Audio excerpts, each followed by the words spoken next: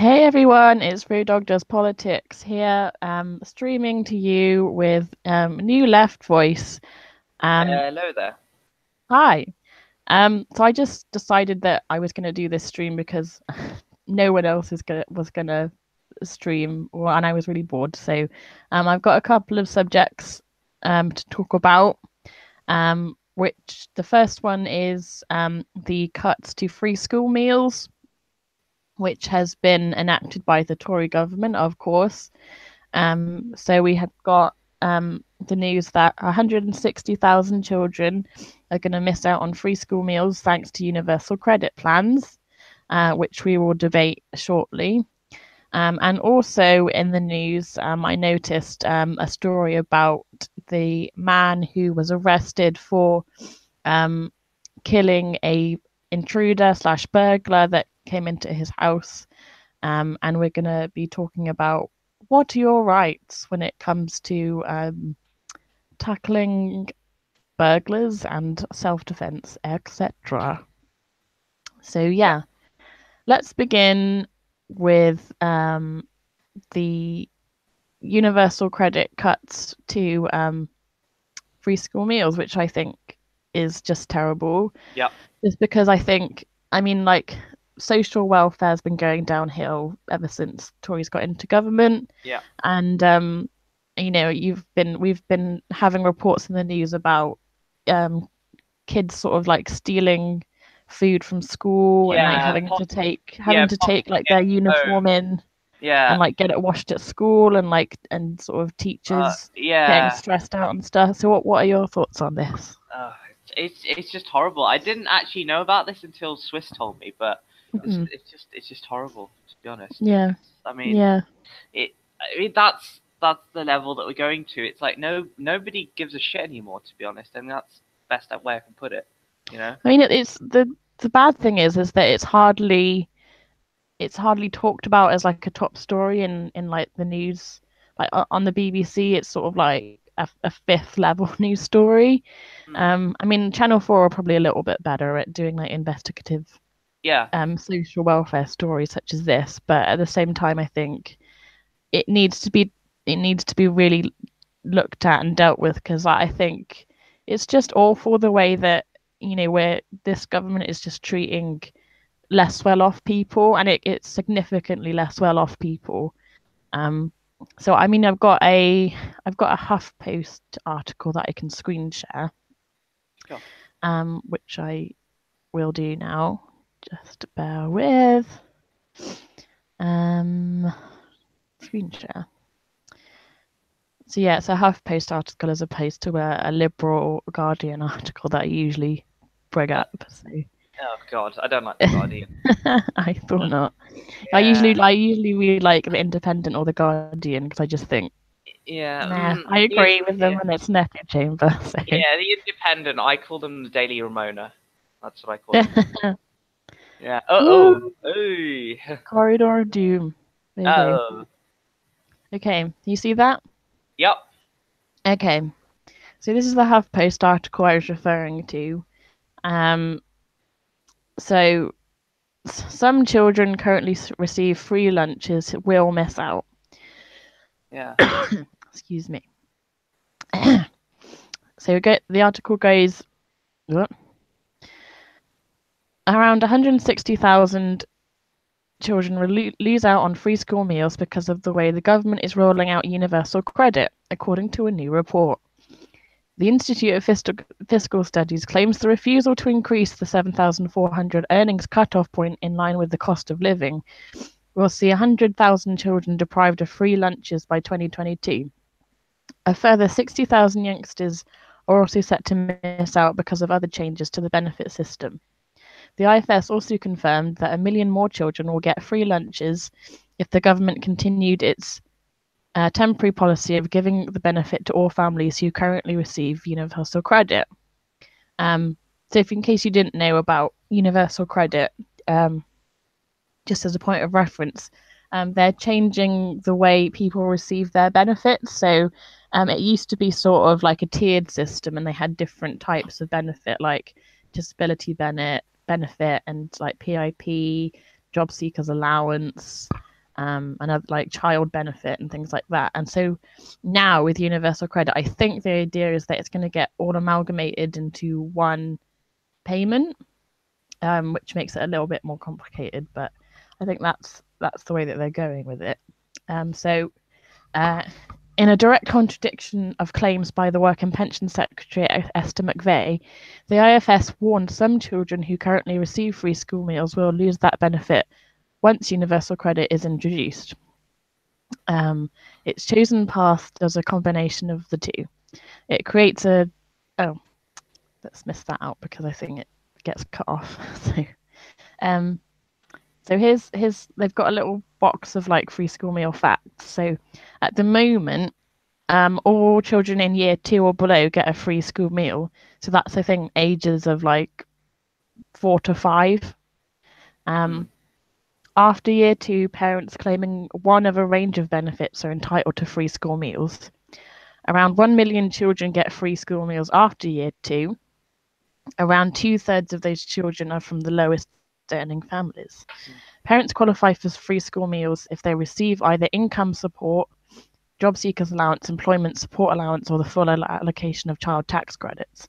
With universal credit abolishing all of these benefits, the government needed to create a new measure of eligibility.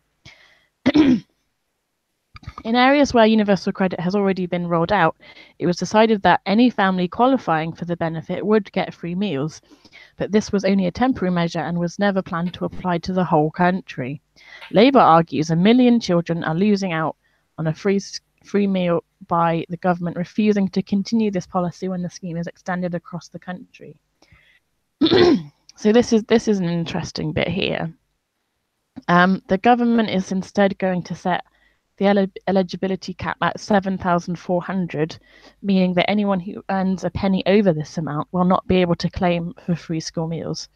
The Tories are refusing to take into account any cost of living pay rises into the threshold level. That means if a parent earning £7,399 gets a wage increase of just £2, they will lose their eligibility for free school meals. So just think about that for a minute. Let's consider how low £7,400 as a living, as a yearly wage is.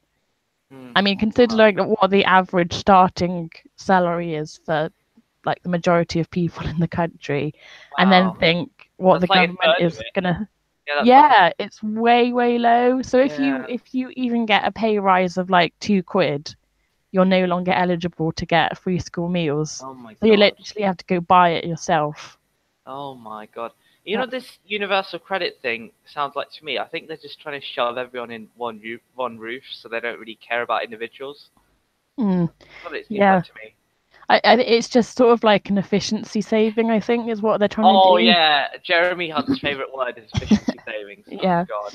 It's just, yeah. I just think this is like, I mean, why?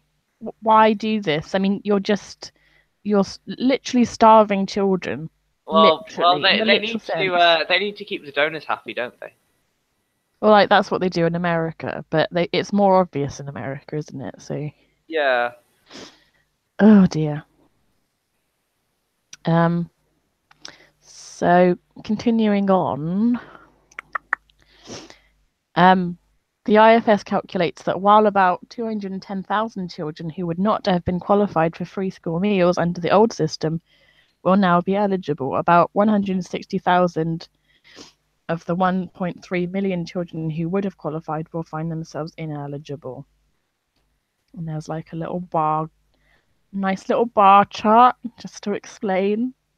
This is the estimated number of children entitled to means-tested free school meals. Entitled, yeah, there you go. I'm not going to read that out. Yeah, losing entitlement. Yeah.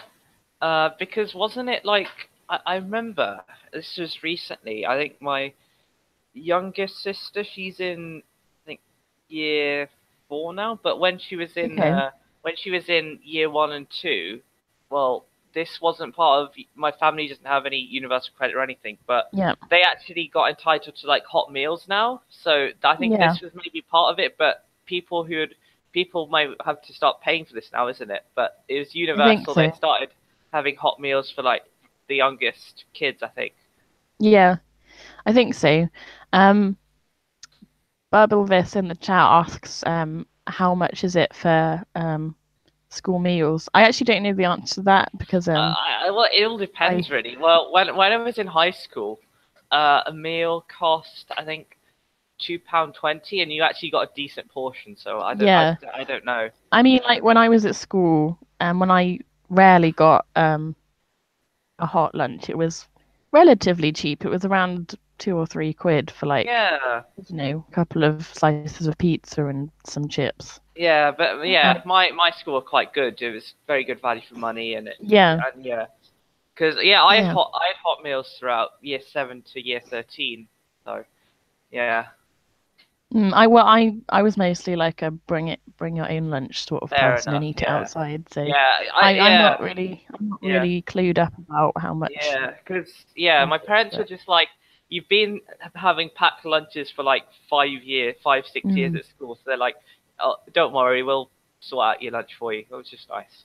So I just had hot yeah, lunches then. But yeah, yeah. it, mm, In my opinion, I think all all meals, school meals for like at least those kids in like infant school and primary school yeah, should be free and yeah, subsidized by because you. that's the period when they're like when all the major sort of like not just physical growth but like mental growth sort of happens. So they Exactly. need to have they need to support them, the school, because they can't just support them educationally. They need to support them like in their well-being, and that includes food as well. Yeah, I mean, like you need, it's an absolute must to have like, or at least one good like hot meal a day, Yeah, especially when you're that age. And it's just yeah, it's mentally stimulating. It helps you yeah. concentrate and Exactly. stuff, and It's is yeah, with sports and stuff as well. exactly. It's like at uni. Before I start revising, I just need to eat because I can't concentrate when I'm hungry. Yeah. Well, yeah. I mean, I think that goes without saying for everyone. Mm, Um, so carrying on with the article just briefly. In a debate on the issue in March, Tory MPs, including Chris Philp, Michael Tomlinson, and McVeigh, claimed that no child who currently receives a free school meal would lose their entitlement. Surprise, surprise. hashtag sack Hester McVeigh. Yeah. Um, Again. Yeah. That was the one. so here's some quotes saying, "We're not going to take them away. Don't be silly." Ah. And then Yeah. they got proved wrong by the IFS, confirming that some children would indeed lose out, as once they leave primary school, their eligibility for free school meals is reassessed and will be done under the new criteria. According to government's consultation response published in March, once universal credit is fully rolled out, any existing claimants that no longer meet the eligibility criteria because they are earning above the threshold will continue to receive protection until the end of their current phase of education, e.g., primary and secondary. Waters said children who are currently in year 2 or below will still be at primary school by the time that the universal credit rollout has finished. Therefore, based on the quote above, our understanding is that once they hit secondary school, it is possible for them to lose for a free school meal entitlement. And then I think Angela Rayner of the Labour Party has spoken out quite a lot about this, Mm, and I've been reading a few of her yeah. tweets about it. Yeah. Um, I mean, Labour's she's a really good person to speak out yeah, this because she's working class and she had a kid when she was like, yeah, what, 16, 17? So yeah. she's like the perfect person to speak about this sort of Mm. thing. I do like Angela Rayner. Yeah, I do. She's the Shadow Education Secretary, Yeah. and incidentally has the same birthday as I do. That's Oh. yeah, just a casual observation. Um, so she said ministers claimed time and again that nobody would lose a meal under their plans, but the IFS have revealed that 1 in 8 children who were eligible before universal credit could find their meals taken away once the Tory plans are imposed in full. That is before we even account for the hundreds of thousands more who would have received a meal if they had kept the system as it is now. Yet again, the Tories are fiddling the figures rather than facing the facts. They wrongly claim that they were increasing schools' funding, were caught double counting the same money on breakfasts, and now their defence of cutting back on school meals has fallen apart. Yeah, Um, because what wasn't the whole thing they're gonna scrap the lunches and replace it with like what 7p breakfast or something? yeah, that was it. Yeah, Yeah, like a bowl of cornflakes is like 7p per yeah, child. yeah. It's like it's just like scraping back on the savings as much Yeah, as yeah, possible. but I mean, at the end of the day, they need to make sure like Google pays zero tax. They need to give them money, don't they? Oh, God, it's just like, I mean, I don't understand. Like, um, a few weeks ago, I did a video about like what is the Tories' end game? Like, what do they want to eventually achieve? Hmm. Like, and I just thought, like, do they want to have like a massive explosion of poverty? Because this is the direction that we're currently going in, Yeah, where you're basically starving children, you're letting yeah, your creation of like yeah. more homeless people on the streets, Yeah, this reminds me of working the poverty, like people who are like working who like are still struggling yeah, to pay yeah. their rent and This stuff. is like pre 1900 level sort of thing. It is almost. Yeah, Well, we're because getting to that level. yeah, because a lot of the stuff that Tories are cutting back on, I think, was sort of introduced around early 1900s, which is ridiculous to consider Yeah. they're taking us even further back than that. Yeah, that's what it seems like. Their priority um does not lie in like welfare and looking after the population. I mean, people who, I mean, we primarily vote for the party who, we think are gonna do the most for the country. Country, But because yeah, because what the thing is with voting, like people a lot of people just vote for themselves. They don't see the bigger picture of what they're going to do. That's a big issue, isn't it? yeah, well, I mean, even though you've got the manifesto, I mean, the last Conservative Oh God. manifesto was just Oh negative my Nancy all over, God. It wasn't was. it? Oh, I read all the manifestos, and yeah, Tory manifesto is cancer. Labour manifesto is amazing, and Lib Mm. Dem manifesto is like dry centrism, really. Oh, I didn't read the Lib Dem one, Yeah, no, but from what I I heard, read all of them because obviously I'm a Brexiter and I want to see what the Remainers have to say. yeah, that's fair. But from like what I heard of the Tory manifesto, they just had to backslide on everything Oh because no yeah, one the no one dementia. agreed with Yeah, it. yeah. I remember the during the conference, and she was like when she launched the manifesto, and the dementia tax came up, and then she suddenly said nothing has changed. You know. Well, you, I mean, that's just funny because we want change, isn't Yeah. it? Nothing has changed, but that's the whole point. People want change. They don't Yeah. want I mean you. that's why you've seen the rise of populism across Europe and the world. You saw it with Brexit. You saw it with Trump. You saw it with uh Italy and France and Greece and stuff. And here, I think the only reason that the left is rising again because Corbyn has a populist platform and he listens to people. So basically, Labour is the only big left-wing populist party in Europe now. To be honest, Yeah, I mean, how many members does Labour Party have? over It's like, 600,000. yeah, It's it's the ridiculous. biggest party in the whole of Europe, isn't it? Yeah. Basically. And the media in this country still fighting against it. Yeah, I mean, it was the whole. They were towing the anti-Semitism line and the Russia line like really heavily, weren't they? Oh yeah, for sure. I mean, it's getting so I'm getting Yeah, really but I mean, tired of it. it's been nearly 3 years since Corbyn became leader, and they're still doing the same tricks. It's ridiculous. Yeah.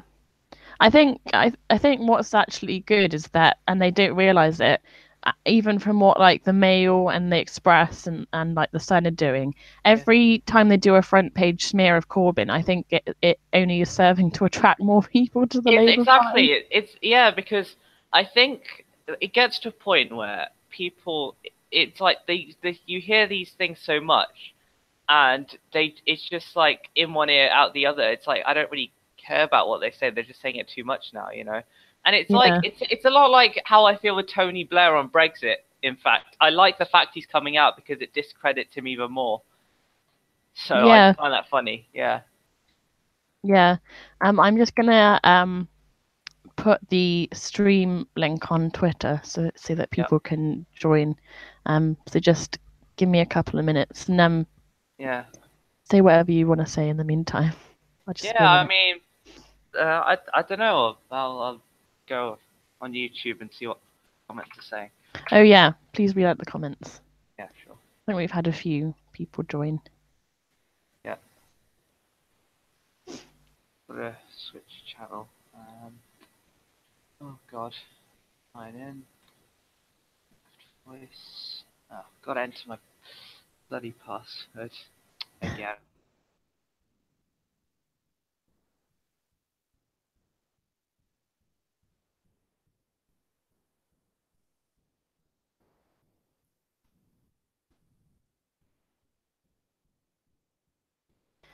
Dum dum dum dum dum. Right, there you go. I've put the link on Twitter, so if you follow me, then please do join. And if you want to have the Hangout link, then I shall surely post it to you. Um, so yeah, we do have a few people watching. Hi Thomas Williams and Bubble This or Bub Elvis, however you want to be called. Let's read out some of these comments. Um, let the peasants starve. Why do this? Because in the eyes of Tories, the people on free school meals are scroungers and layabouts, and so they should pull themselves up by the bootstraps. Helping other people sounds like communism. Socialism, the radical idea of sharing. Tory trolls constantly attack uh, Raina for her accent, calling her stupid for the way she sounds. I think the Tories' main goal is to turn the UK into a anarcho-capitalist state, much like the GOP in the USA. God, I really hope not, because I just look over at America and I just think, oh, I mean, the fact that they don't have universal health care compared to like pretty much every other westernized developed country, and they just the things that they're doing with like um just like legalized bribery and lack of like gun laws and background checks and oh god, it's awful, awful, awful. There's like barely any social care safety net, and yeah, and you have to pay for your college education and degree. I mean, you do that in this country, but I mean, at least you can get like a loan on it, and you don't. And then even if like by the time you've got a job, you have to be earning. I think it's like above. I think it's like £21,000 um to start paying it back, and then if you earn less than that, then it sort of gets written off by like 30 years or something like that. So, I mean, I'd like to think that the UK is slightly more progressive compared to the UK, but we're not going in the right direction. So, hi all in the chat. Hi, G Whistler. We're just having a random conversation about current affairs, politics, etc. And we just spoke a bit about free school meals being cut by Tories, which is not good. Um, I think I think New Left is just oh no, he's gone. Oh. Um so it's just me now. um so yeah, moving on. I was gonna talk about I think because in the news recently there was a story about a man who in London who uh, attacked and killed Oh, an intruder that came into his house. sorry. When I switched to my YouTube account, it kicked me off for some reason. Sorry about that. Oh no, that's fine. Don't worry. So yeah, I was starting to talk about the man who killed the intruder that came into his house, Yeah. and just sort of going on to discuss what are your sort of like rights when it comes to if a burglar came into your house, say, God forbid, what Yeah. do you do, and But how far can you go? yeah, I mean, but that's the thing because you don't. the whole thing about proportional self-defense, you don't know how far the other person is willing to go. That's the whole issue with this argument, isn't it? About, Mm, how much do you know is right when you don't know what they're going to do, you know? exactly. Well, like it say if like you were on your own in your house Uh, and someone broke in and they had like I don't know if like two people broke in and they had like a knife or like a large machete or something and they were yeah, like stealing all your valuables and you came down and you were like, oh my God, yeah. like stop, like, and you know what are you supposed to do? Like, Yeah, probably but, like, but they're like saying call the police and all that, but the Tories have cut the police so much that there's no point, you know? yeah. I mean, like, I've heard stories of people calling the police or like the ambulance and they didn't come for like hours. Hours, yeah. Mhm. Like I heard one, it was like 6 hours they didn't come or something. Yeah. So, I mean, that's the result of Aus- cuts because yeah, austerity. prioritizing. I mean, police are literally having to prioritize who is like the most important Yeah, but that in need shouldn't be that person. that shouldn't be that's not the whole point of police. It's keeping everyone safe. It's not about prioritizing, is it? No. Or there used to be a scheme of like do you remember Neighborhood Watch? Oh yes, yes. Yeah, where they had like it was sort of like community of people who lived sort of together in a neighborhood and they had like their local police officer who would sort of be on the beat or wherever it was Yeah. on the streets and like literally patrolling and keeping people safe. And now Yeah, we had because neighborhood of watch. Yeah, we yeah, we yeah. we don't I don't think that really happens now because I mean Yeah. like you Yeah. don't I guess like back in I guess like the 60s and 70s you saw like police officers going up and down streets and sort of just generally patrolling.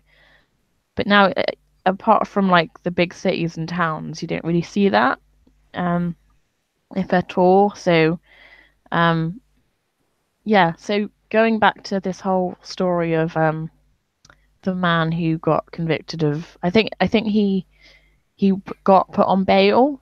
Um, so I'll screen share again and just like explain the story in a bit more Yeah. context for you. Yeah, we were talking. I was talking to Chamchi on my stream yesterday, and we were talking about like how like if we were to have a revolution for like more equality and stuff, and he actually said the police would actually be on our side because they've been cut and what was the word, demoralized so much that they'd probably stick up with the people, not the government.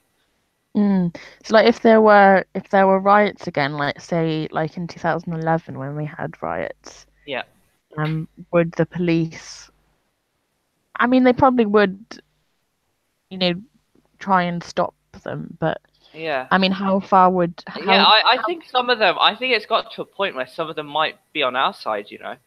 I mean how badly does it have to get for Yeah, for people who are in authority or like people who work in like public service like turn on the government and just yeah. say enough is enough. Yeah, I mean, we should all do that. I mean, well, people in the NHS are doing it, and I think more people in other sectors should start doing it more. Yeah, oh definitely, definitely. So what are your rights in tackling burglars? BBC News asks the question. Yeah, Bias Broadcasting Corporation. Um, so London violence. Oh, also, did you hear that the statistic about there's more knife crime or like stabbings in London as compared to in New York? New York, yeah, yeah. It was I wonder Katie why. Hopkins who said that. Yeah. I wonder why. Mm. Maybe because you cut police numbers. It's like, Yeah, but then the yeah. government's like, oh no, it's just You gang cut. Yeah, culture. yeah. But I mean, there's not as much knife crime in America. It's mostly shootings there. 'Cause Oh yeah, everyone has yeah. guns. It's like, why would you bring a knife to a gunfight? It doesn't make sense, you know. That is funny. But yeah, I digress. Um, Yeah. the arrest of a man over the death of an alleged burglar has reignited the debate about a person's right to defend their home. What are these rights? According to the government, a person in England, Wales, or Northern Ireland can use reasonable force. to protect themselves or others if a crime is taking place in their home. Mm. This means that in the heat of the moment, they can use an object as a weapon or stop an intruder from escaping by, for example, tackling them to the ground. What constitutes as reasonable force is not defined by law, but if a person did what they honestly thought was necessary at the time, Yeah. then there would be strong evidence that they acted within the law. But a person could be prosecuted if they carried on attacking an intruder after they are no longer in danger, or if they plan to trap someone than involve the police. Um, Uh, so, so if, for example, let's like make up a scenario. If someone broke into your house and you were there, yeah. and you started fighting, and like they had a weapon, and you Yeah. grabbed a weapon, like I don't know, like a Yeah. frying pan or something, But I and mean, hit them over the I've loads head. of knives in my kitchen. I could probably grab a meat knife or Yeah, something, you know. or like if you like stabbed them, or if you like hit them over the head with some hard object, and then they fell unconscious, and then Mm. if you carried on attacking them after they had gone unconscious, then you would probably, be prosecuted for Yeah, carrying on. because you knock them out. It's like an wrestling match. You're not supposed to go further than after they got knocked out. That sort of thing, isn't it? Yeah, but I mean that sounds fairly reasonable. Like Yeah, you but can't the just thing carry is, on. the problem with the word reasonable force is it's all subjective. It's all down to not just the individual, but the actual burglar themselves, the police, and the prosecutor as well. You know, it's not. Mm. And It's more all. often than not, there's usually more than one person that's like coming into your house. They're usually with someone else who's like also armed. It's like when Yeah, someone goes into like a shop and it's yeah, usually like at least two or three people. Like one person's like yeah. holding the door, another person's at the till saying, Yeah, "Give me your it's like money." a bank heist. You always have Yeah, that one person waiting in the car so they could escape yeah. instantly. You It's know? sort of like a bit more organized. It's not like the way that we're putting it. Like, imagine if there's a random person in your house. What would you do? I think you don't know what you're gonna do Yeah, until but it you actually don't know their happens. if it's a random person, you don't know what they have on them. You don't know their Mm, intentions. It's like, yeah, it's yeah, ridiculous. But yeah, yeah. let's say if guns were legalized in the UK, what would you use a gun if someone came in and they were armed? Well, if I knew how to use it, and I don't know if I'd kill them outright. I'd probably like shoot them I'd like probably in what I the would in do. the leg or something, Yeah, I'd and shoot them. Let's say if they're holding a gun in their right hand, I'd shoot their right hand or something. That sort of thing. right. Yeah. I don't know. Like, it's hard to say because obviously, like, you No, don't know what you I do. think personally, if I was gonna shoot them, I'd shoot them in, say, somewhere bony, like say a shoulder Yeah, or a leg or an arm, so yeah, they're yeah, immobilized, but yeah, they're not dead. They can still survive. yeah. I wouldn't. I mean, the idea of killing someone to me is like Mm, quite yeah, difficult to. yeah. I could never do it. Yeah, it's just Yeah, so I'd probably like a soft flesh wound or something like that. Like I didn't yeah, kill them. I just like wounded them. So yeah. so yeah, it carries Yeah, on. because Um, but it's a different story in America because the robbers there they're armed to the teeth usually in yeah, America. yeah, yeah, I mean and they have like assault rifles, shotguns, and mhm, like imagine if a robber was holding a shotgun to your head. I mean, if you had, it's ridiculous because you know what could you do in that situation? But mm, yeah, I mean, but the thing is, it all depends on what you have on hand to combat the robbers or whatever. It's all up to that as well. It's yeah. like what you have on hand, but Yeah, and it's also like the fight or flight instinct where like do you stand your mm, ground or do you yeah, like just completely yeah, give yourself up in fear and just do what they tell you to do because you're so scared. Because usually like on the Crime Watch programs they used to ah, have on mm, where they did sort of like reconstructions of like a certain crime where like yeah, people break in and they've got like knives or a gun or something, and they're literally like they tie you up, and then they like are shouting at you like don't say they or I'll shoot you, like I'll yeah, hurt you yeah, and on the stuff, and like ground, hands behind your head, you know, yeah, that and it's sort of like don't move until we've gone, and like if you call the police we'll come back and murder you. So I think like you need to think about like all of those things. Yeah, all I know is there's a special number. It's not 999, but I think there's a special number that you can dial when you get to an operator, and they know to send help instantly without you saying anything. So I think that's Oh yeah, useful. Yeah, I heard about the yeah. special number. Yeah, I've heard about that. That's quite good actually. yeah, So but Tory cuts will make it effective anyway. hmm. Let's be honest. So yeah, it carries on. Um, the guidance also says that there is no need for a person to actually be attacked before they may defend themselves. So basically saying you don't like you can start attacking someone before they attack you if you feel threatened, which is Yeah, fair. because they're trespassing, so you Hmm. sort of have the Yeah, right to do it. yeah. In Scotland, although some of the terminology is different, the principle is basically the same. It's Yeah. about whether you went over the score. The courts do not take do take into account the heat of the moment and the fear the person may have felt. Um, these are like examples of like cases where people have been imprisoned for basically self-defense.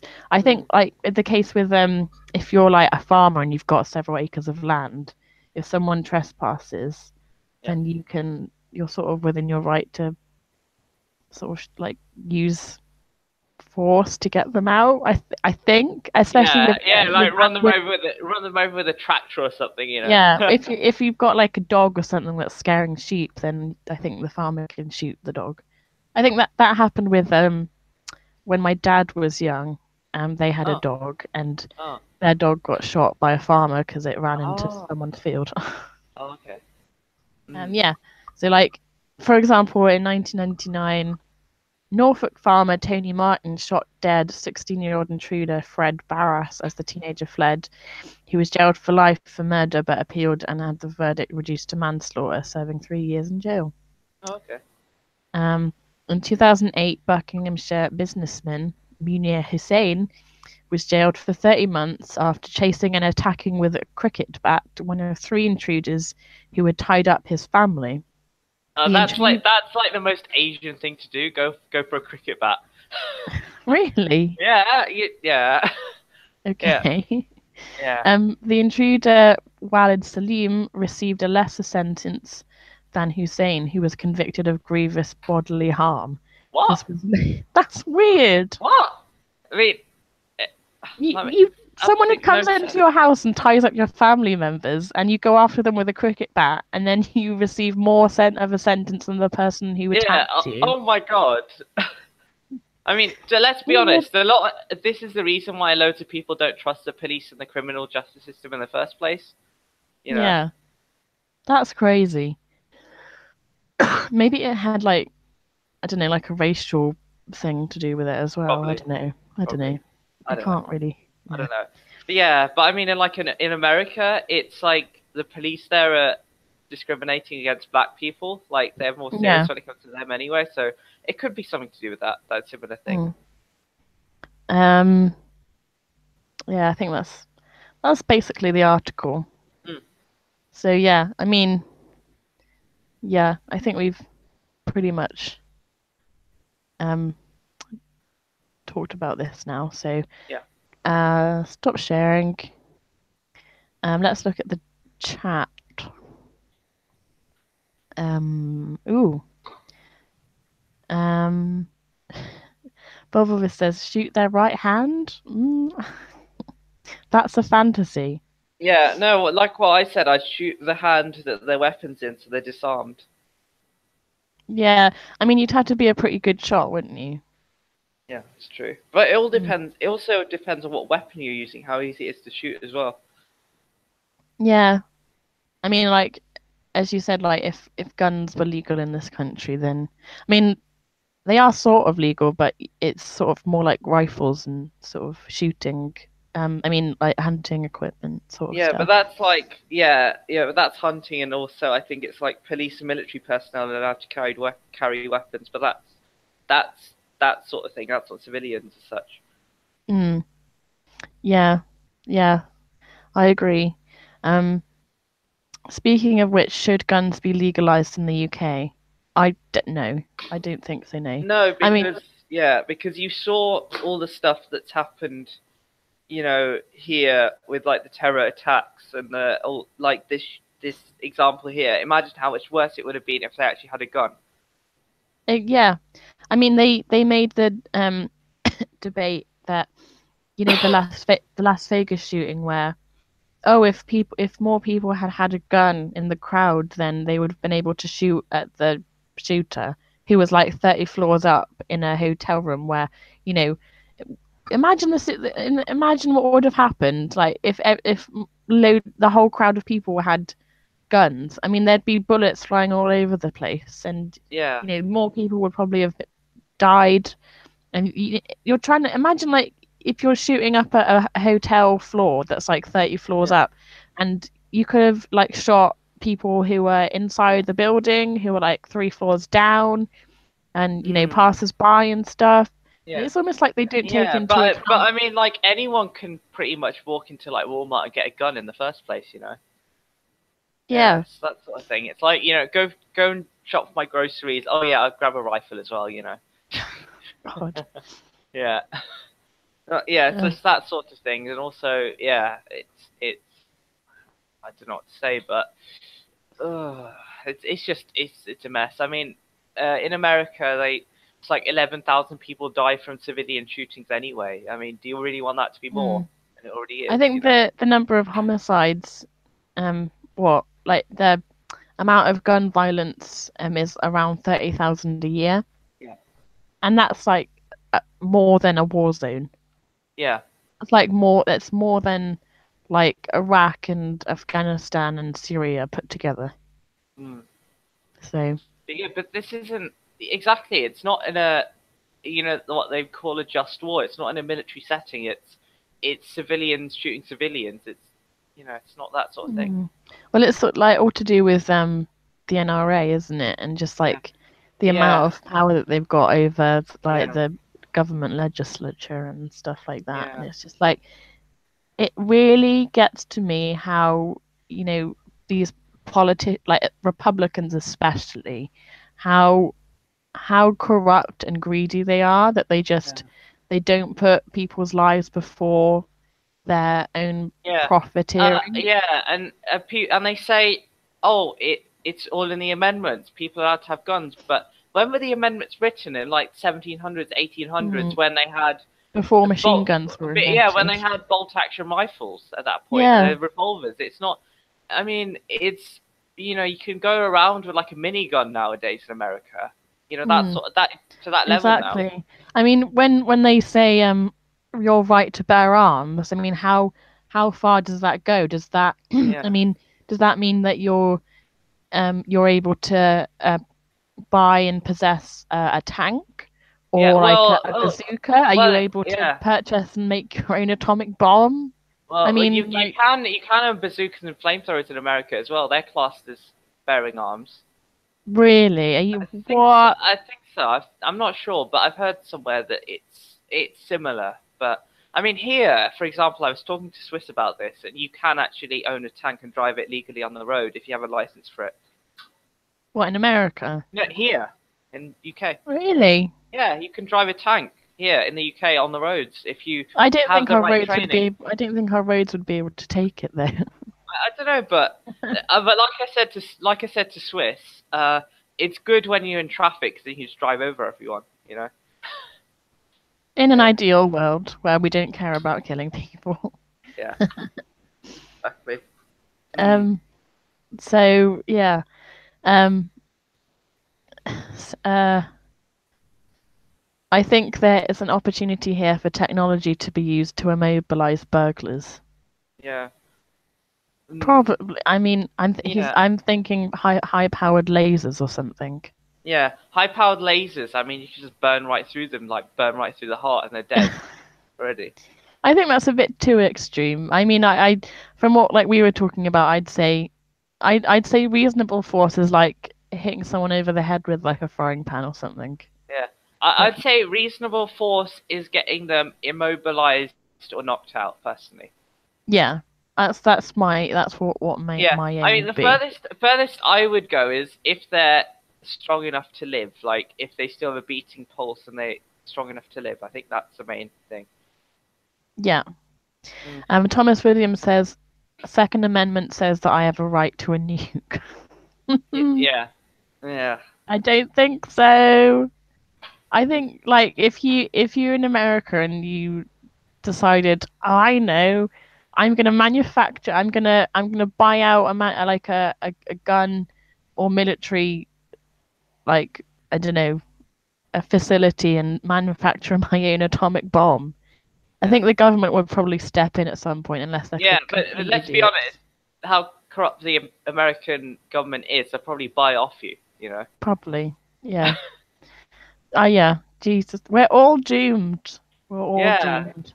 yeah. I Um mean, that's the thing about nuclear disarmament. I agree with it, but nobody's going to do it. You know. well, some people might. I Mm. mean, Donald Trump might. Yeah. I mean, wasn't he was talking recently about an arms race with like North Korea or Yeah, big. Russia. Yeah, it was a I was big like, we can do it, but I will win. I was like, oh, Jesus. Trump, but he's like a 5-year-old, isn't he? Trump, honestly. I I mean, mean, so if he decided that he was going to nuke someone or a country, say, yeah, and obviously like there's various different processes that have to be yeah, enacted yeah. before it You need actually to call happens. the army. You need to use your Yeah. nuclear football. So You need to like get all the codes out. at some stage, do you think there'd be like some personnel who'd be like, no, we're not going to do it. No, We're but not going to. I think they have to obey the president because he's commander in chief, isn't he? So he sort of has to. No, but I think like if he makes a really stupid decision that, his people around him disagree with, and like Yeah. I think there's enough reasonably minded, sane people that would be like, actually, Yeah, this but is really then dumb. Trump will call him up and be like, "You're fired," that sort of thing. Yeah, but are Yeah. people are really like yes men enough to actually go through with doing I don't that? know. I mean, they weren't, I mean, they still let Bush get away with like invading all the Middle East. So I have doubts. Yeah, but I think like the most of the Republicans are like warmongers anyway, aren't they? So Yeah. I mean, they're quite war-hawkish. so are the corporate Democrats. You have Obama, you have Hillary. They're all pro-war as well. Hmm. Yeah. Well, that's because they're all bought by you know, what's the name? Uh, Lockheed Martin people. oh yeah, the jets, right? Yeah, they're all F-35, yeah. bought out by those like military manufacturers. Yeah, Like, I mean that's the thing. That's the people that profit in the wars. It's the big banks and all the big businesses who make the stuff. mm, exactly, and that's I mean why. that's why they went into the Middle East in the first place. It's all to do with getting all the oil, really. Yeah, resources. We will rape and pillage your land, and we'll make up an excuse of, Yeah, oh, no, your no, leader's corrupt, and we're going to yeah, oust him.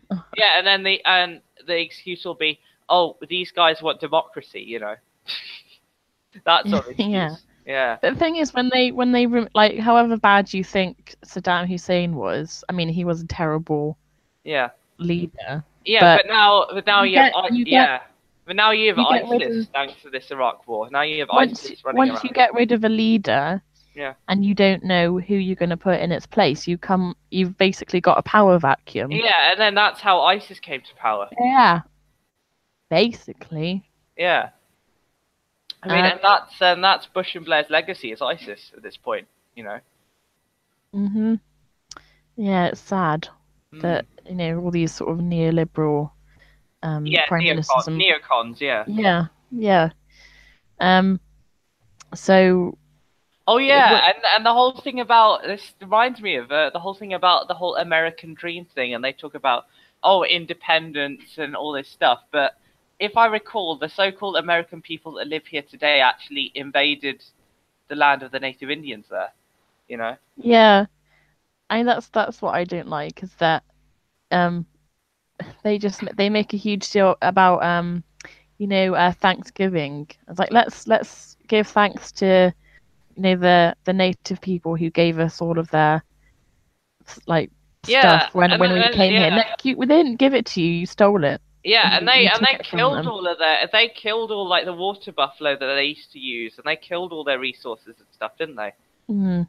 It's funny how history is manipulated and changed to suit the people on top. Exactly, and that's why yeah, you have in World War Two, you have the brainwashed, like how they say, oh, America was the best, America and Britain were all the best, and they always talk about the atrocities that, say, Nazi Germany did.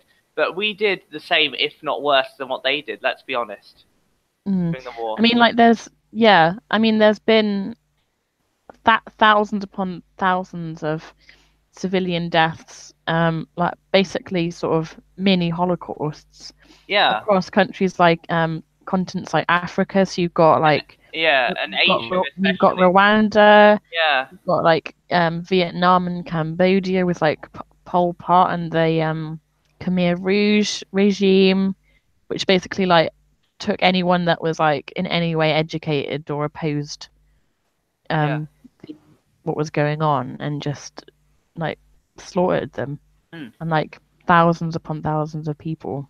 yeah. And I think um I was reading have you seen Noam Chomsky's Manufacturing Consent? Oh yeah, you did a video on this, like a parody sort of thing. You Yeah, manufacturing. yeah. And he sort of talked a little bit about how in Vietnam they sort of twist twist the facts. So they when I can't remember what was it. It's like when they were doing terrible things to the people, like the civilians who like they made a big thing of like winning hearts and minds. So they Mm, took loads of photographs and like media of like troops with like civilians and helping out and like giving aid and stuff and yeah, like helping them to farm crops and things. yeah, And then when things started going badly and like they started like throwing napalm onto forests and things, yeah, they sort of the in terms of how it was yeah, portrayed in the media, they sort of only broadcast it when it was beneficial to them. So yeah. it made them sort of look like the good guys as opposed Yeah. to when Oh, they do terrible yeah, things. yeah, They don't yeah, talk about it as yeah. much. Just talking about that, I think it was George Galloway on his radio show. He like destroyed this American guy who said, like America has the right to do what it wants, and you should bow down to America's power and stuff like that. And he basically destroyed him, and it's hilarious. Yeah, I mean, like America acts like it's like the good guy that comes It's in, the and bully boy. Yeah, they're like world police and stuff, and we help yeah. and But I help other mean, countries. the But West is basically we're all slaves to America through like NATO, aren't we? Let's be honest. mm, sort of. But yeah, I just think there's been countless occasions when the UK and the West and like America have just been terrible in terms of humanitarian Yeah. um, I mean, crises that yeah, we have not dealt with, and it's not really um, aired much on yeah, state television like BBC yeah. and But the stuff. thing is, we invade these countries in the Middle East and other places, and we destroy them completely. And all we do is we say sorry, and then we just go away. We don't even help them rebuild their infrastructure after we've destroyed it. You know? No, and also with the UN, I don't think they're an effective force when it comes to this sort of thing because Yep.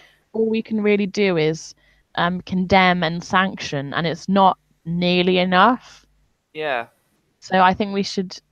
I don't claim to have all the answers about how to deal with the best ways of dealing with this when, it's mostly civilians that are in the way of Yeah. are in the firing line.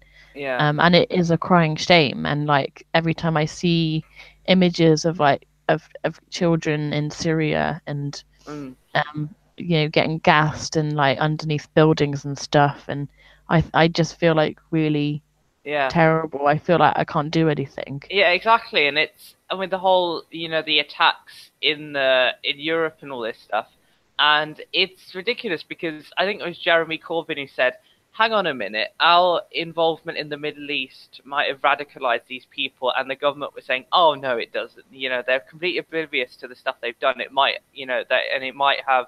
They don't realize that it will come back to bite us. Yeah, I think didn't he make the speech in 2003 just before Yeah, Iraq? Iraq War speech. Yeah, and he said it will spiral out of control, didn't he? Exactly. I'm trying to bring up that video now just so people can see. I mean, it just goes like just following on from he even now in like recent news he's been proved to be on the right side of Yeah, history. I mean, and he was one of the few MPs to vote against going into Libya, wasn't he? Yeah, and Iraq and this thing with Russia saying we should maybe be a bit more cautious and Yeah, have yeah, more because evidence. like I've told people many times, it just sounds like Iraq 2.0. It's just all scaremongering. Yeah, and it's it's just not fair, is it? Yeah, and I mean, all the people that towed the Russia line, they voted for the Iraq War, so you know where their loyalties lie. Mm. I think I've got the um speech here. I'll take my headphones out for a minute. Um, oop. Just so, and I'll screen share as well. Okay. Because I think like this speech by Jeremy Corbyn before the Iraq War, he basically preempts and predicts what is going to happen, and then it happens, and then he's like the type of person that isn't even like a told you so Yeah, afterwards, um, which I think is makes him like quite a yeah. good person He's a very anyway. humble guy, and I like that. Yeah. So ah, Whee! here you go. Let me know if you can hear this. Okay. Yeah.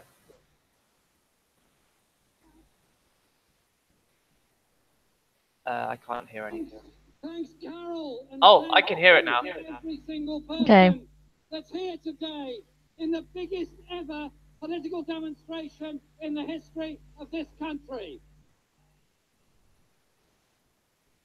And today there are 600 and more demonstrations in cities all around the world. Every country, every continent, everybody in the world has a chance today to say no, absolutely no to war on Iraq.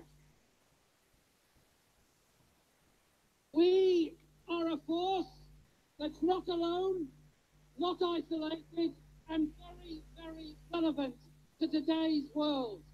Those, George Bush, Tony Blair, Aznar, Berlusconi, who want war, they are the ones who are isolated and alone and desperately searching for friends. Because there is no justice whatsoever in the planned war against Iraq. And I say that because there is much talk of the possibility of a second United Nations resolution.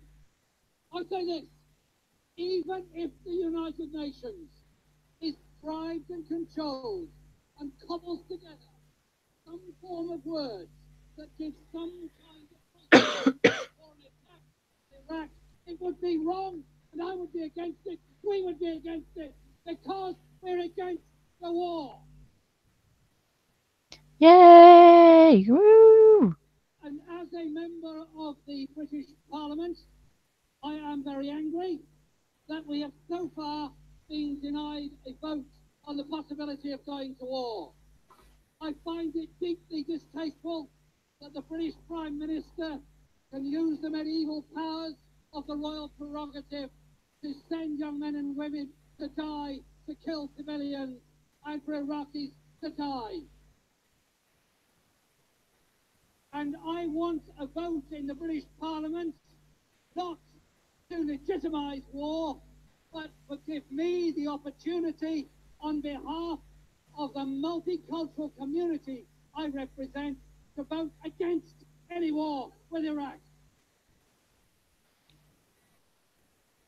And around the world, the image of this country has been reduced to that of our Prime Minister and our Foreign Secretary. in all the conference halls of the world. Whenever George Bush, Colin Powell, Donald Rumsfeld, Dick Cheney speak, all they can do is get up and say, me too. Well, surely the message today in London, in Glasgow, and ordinary people on the streets of this country is this: why are we spending £3.5 billion on a war that nobody wants, when there is an AIDS pandemic sweeping Africa, when a quarter of the world's children die in poverty and starvation, and we say there isn't money sufficient for our own public services? Well, the answer is an obvious one. No to war, yes to peace, yes to rehabilitation and rebuilding. And for those who say that this is a necessary and just conflict because it will bring about peace and security, September the 11th was a dreadful event. 8,000 deaths in Afghanistan brought back none of those who died in the World Trade Center. Thousands more deaths in Iraq will not make things right. It will set off a spiral of conflict, of hate, of misery, of desperation that will fuel the wars, the conflict, the terrorism, the depression and the misery of future generations. You cannot humiliate the Palestinian people in the way that they've been humiliated and not expect some problem in the future. You cannot arm regimes like Iraq, Iran and many others without expecting further problems in the future. Our message today here in London, a million and more strong, is this: we want to live in a world free from war. The way to free us from the scourge of war is to free ourselves from the scourge of injustice, of poverty and the misery that's associated with that. This movement is giving that message to the British government. Stop now or pay a political price. Thank you very much. Damn. Thank you very much, Jeremy. My man JC. You know, that's all I can say. Being a legend. Damn. Yeah, what can I say? You know. Speaks the truth. Yeah. I mean, no politician is perfect, but that's JC just being an amazing guy there. I mean, yeah, I mean that's why we need a Labour government. We can't have this Tory neocon nonsense anymore, to be honest. Exactly. I mean, every word what he just spoke was just the most like he's just right about everything. Like, you can't watch that video and think, God, what a leftist, Marxist, communist. Like, you have to at least watch it and think, yeah, like he is right and he wants to change things, and the government that we have is not doing a terrible job. And the thing is, in the mainstream media, the people, the actual terrorists that created this war, like Blair, Bush, you know, these people, they're still being treated as, you know, sane voices in politics. It's ridiculous. I think Sty wants to come into the chat, if that's okay. Sure. Okay, I'm gonna put it in the side chat, just in case people want to come in. Would you mind reading out the comments quickly? Because I just need to nip off for a minute or two. All right. I'll be back shortly. Yeah. It's back in. How the fuck did I get in the room? Yes. Oh, Jeremy Corbyn. Sorry. Hello, Stizer. Hi. Hello. Hello. Sorry about yesterday. Don't apologise. I don't hold grudges. Yeah, I mean, I mean, it's. I didn't know what was going on. Sorry. I was face yesterday, and I decided to troll you. sensitive at the moment. It's All fine. right. All right. It was champion- Can you unblock me, please, as well? Oh shit! Yeah, you and fucking Calvin. I Yeah. think I blocked both of you. George, I think. Whatever his name is, George Calvin. I don't fucking know. It's all right. It's all cool. Yeah. Since like 7:30. It was Champions League day. What can I say? Yeah. I didn't get to bed until what 4 again yesterday. It's ridiculous. Oh, but yeah, we were just talking about Corbyn's speech that he gave during the Dropping the mic. Oh, Yeah. sorry. Jeremy What was Corbyn dropping mics. Yeah, Jeremy Corbyn dropping the mic. Yeah, exactly. So funny. It's like when you listen to that speech, I totally agree with what Rowan's just said. It's like, how is he a leftist when he just talks simply? Yeah, and the thing is, you have people like the actual terrorists that created these wars. You have Blair, Obama, Bush. These people, they're still being thrown around as some sort of credible voice in politics as well. It's ridiculous. I so want him to be prime minister. Like, hurry the fuck up, please. Yeah. You know what I really want? I really want Jeremy Corbyn to be PM and then arrest Tony Blair. That's what I want. I think I would.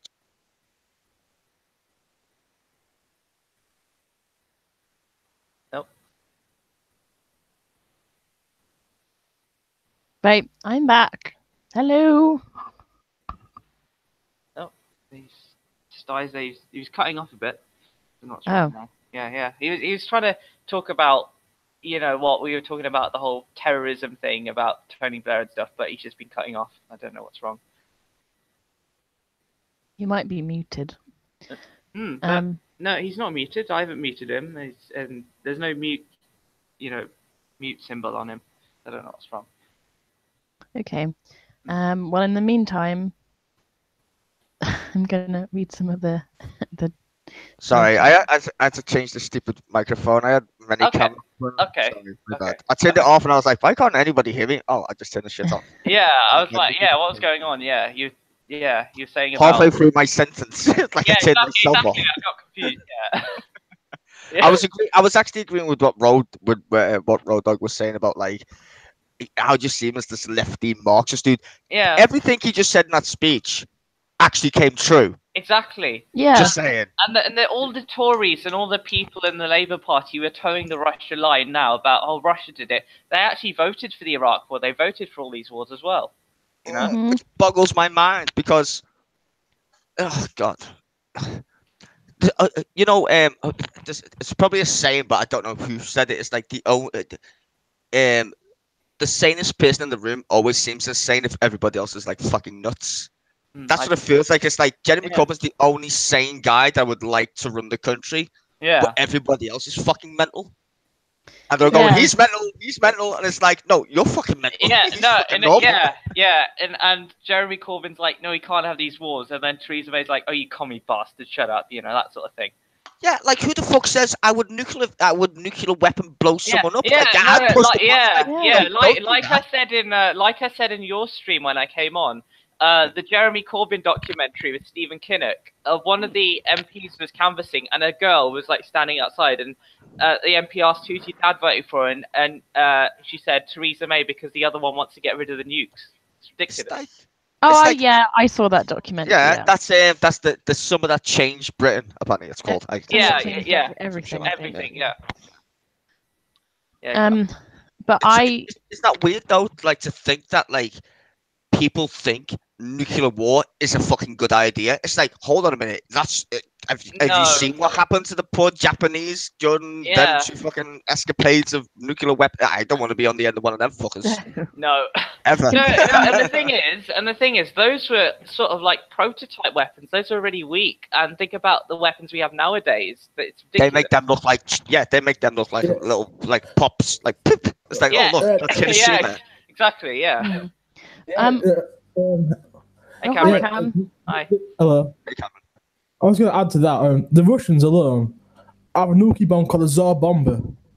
Yeah. And I heard about that. This is thousands and thousands more powerful than what's dropped in Japan. Isn't it like 700 times?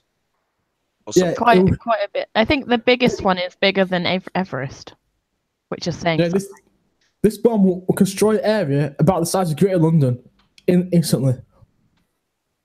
they got other crazy ones though. It's not just the fact that we've got atomic weapons. We've got some other crazy shit, which like doesn't kill the buildings or anything. I forgot what it's called. Hydrogen bomb, I think it is. Yeah. That shit just vaporizes people. Leaves the buildings fine. Just vaporizes you. It's like they're fucking scary. That's some that shit out of fucking like Star Wars. It's like what the fuck's that?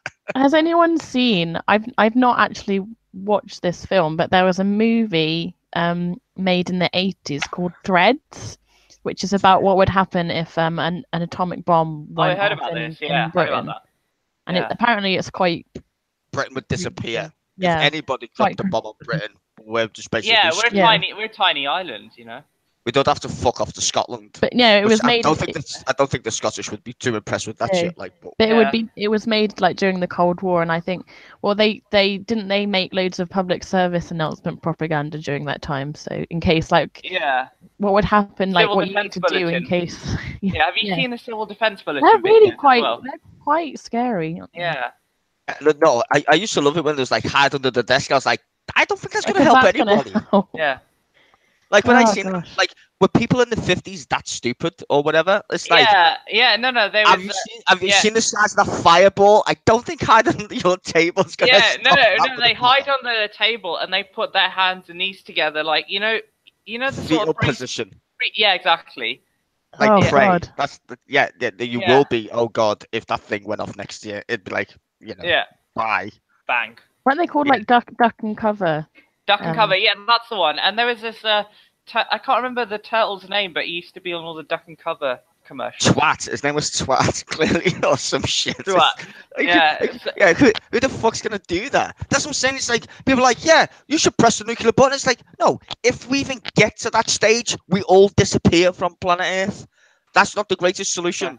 Nuking somebody. Yeah, duck and cover. That's how we don't yeah, Oh, yeah, duck and cover 1951. I got Bert the it. Turtle. Yeah, that's I the got one. it. I got it here. I got it here, so you can see it. Bert the Hang on, Turtle. I'm gonna share it. It's the one with the turtle. Bert the Turtle. Yeah, 1951. Yeah.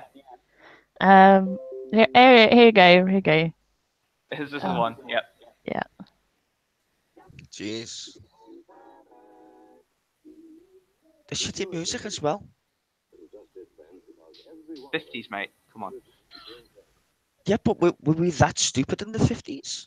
It's America. Come on. Yeah. Yeah, but were humans that stupid in the 50s? Like, were people If in you see general a that flash of stupid? light,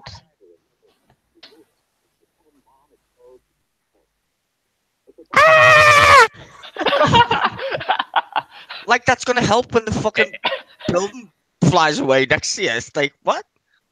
Do you know Yeah. some guy? There was the. flash. I don't know if this is true or not, but some guy, I think it's true. Some guy died so quickly his shadow was left on the wall. Get But under the- your table. What? There's That's some not. dude- You're gonna die. Just accept Yeah. the fact. Yeah, that's not gonna help at all. Ah! That's all just be like ants and pretend that you know Yeah, you're but not getting stopped the on by thing is, humans. the turtle has a shell, so at least you can hide there. Why are you comparing to a turtle? Because you don't have a shell, you know? I think Yeah. it's metaphorically like just run the fuck away in Yeah. your shell inside your own head and pretend Yeah. it's not happening when Oh, actually toast. remember Indiana Jones and the Crystal Skull when he hides in the fridge when the bomb goes off? But that's a movie and still Yeah. pretty funny. But yeah, still, exactly, yeah, he would also be dead too. yeah, Oh dear. That is quite funny, isn't it? yeah. Also And because you can't open a fridge from the inside. That's why you shouldn't climb in them. And there was also a film that was based on the book by Raymond Briggs called When the Wind Blows as well. I think we watched this when we were at school, and it's basically an animated version of an sort of middle-aged elderly couple during like the 50s or 60s, and it's the scenario of what would happen if Russia nuked Britain, and this man is like just preparing his house and sort of getting the door and putting it against the wall and getting all his stuff together and painting the windows white and stuff, and it's all it's quite naive and it's very sweet. And then I think the bomb eventually drops, and and then they start getting ill, obviously from radiation poisoning, and they wonder why things aren't working. Like, oh, the water's gone off. Oh, I'll have to give the water people a call. Oh, but the phone's disconnected. Oh dear. Oh, I feel really funny. Gosh, I hope it passes over soon. It's like, oh God. Yeah. So I mean, this is the thing: is if anyone drops a nuke, we're fucked. Yeah, basically. And that's the whole. That's like we don't need them. Like if the Labour Party said no, we're going to scrap the nukes and just actually invest in our fucking army, I'd be like, that suits me fine. Because if we have a conventional war, I put my trust in our lads and ladies. Clearly, nuclear weapons. Yeah, nobody wins that scenario ever. And that's just it's called mad for a reason. Because it fucking is mutually assured destruction. Nobody wins. Hence the word mad. You know, it's like, what the fuck? The scary thing about this is that the United States have about 6,000 nuclear weapons. The Russians have about nearly 7,000. People say you only need about 100 to start a nuclear winter. We're done for if there was actually a war. I think Mary Black made quite a good speech about this like a couple of years ago in the Commons, where she made the point about why are we spending so much money on Trident and stuff when if there was a moment where we decided that we were going to use our nuclear weapons, well, you know, if we decided to strike first, then the other country would send another nuke to us. So basically, we'd all be dead anyway. So what's the point? What's the point in doing it if we're all gonna... Nuclear weapons are the single most stupidest fucking idea humans ever came up with. Like seriously, it's worse than Passover or a religious holiday. It's like it's dumb. Like seriously, sorry, religious people, but yes, religion is fucking dumb. But what's worse than religion? Anyway. Nuclear weapons. That just it blows my mind. And even the guy who invented the fucking thing was like, "Yeah, I've just became the destroyer of worlds. Thank you." If you don't know who that is, you should look it up because he literally said it. Well, what was funny was when you remember when Donald Trump made this really stupid ass comment? If we've got nuclear weapons, why can't we use them? It's like, have you seen what they can do? No, thanks. He's probably that batshit crazy. Well, he didn't fucking go to war. He got deferments like about 10 times for Vietnam. Yeah. The fact is, nuclear weapons, like I said, if anyone uses them, we're fucked. Because, like, exactly what New Left was saying is, it's not like the Hiroshimas or Nagasaki size bombs. These like 100 times worse. Like, I think 700 times worse. Like, seriously, that Russian one is like a beast. Like, it's so big, they didn't even test it. That's how mental it is. They just mathematically went, that's a bad bomb. Don't test that thing. It might blow up the planet. Don't North Korea, they have sort of underground places where they test their bombs. Which isn't the best idea, considering if you want to live on top of it. You must have like really massive surface area underneath wherever it is, that in a mountain or something. Well, they normally do it in mountains, but if you do it underground, you normally do it far away because basically what you're doing is you're making a cheese hole. Like literally, you're making a big giant hole. Before that, they used to test them in the atmosphere, which is equally insane. Yeah. Do you know the first time they tested the atomic bomb, and this is not a joke, which is even more scary and just proves that humans are thick anyway in every possible imagination. The guy who made it, the scientists were like, we don't actually know what's going to happen. It could set the atmosphere on fire because we've never done this shit before. And they were like, oh, do it anyway. I was like, what? They literally didn't have any idea and it could set our planet on fire? Yeah, let's just test the fuck. And also, anyway. like, crack the crust as well. It's they're so powerful, they literally can put a crack in the earth. Yeah. I wouldn't be surprised if, I mean, the world spins around because of gravity. If you start letting off bombs, I'm pretty sure the Earth will move a little bit. A twinge. It could be a little slight. It could be like 0.5 millimeter. But the fucking thing's gonna move. Last time I checked, that's how science works anyway. Shit, action, reaction, blah blah blah. Yeah. So I'm pretty sure global warming isn't just the fact that we're idiots. It's probably because we've just moved ourselves slightly closer to the fucking sun. Maybe we're letting off these fucking things. Probably. I mean, I I don't know. wouldn't put Good it joke. past people.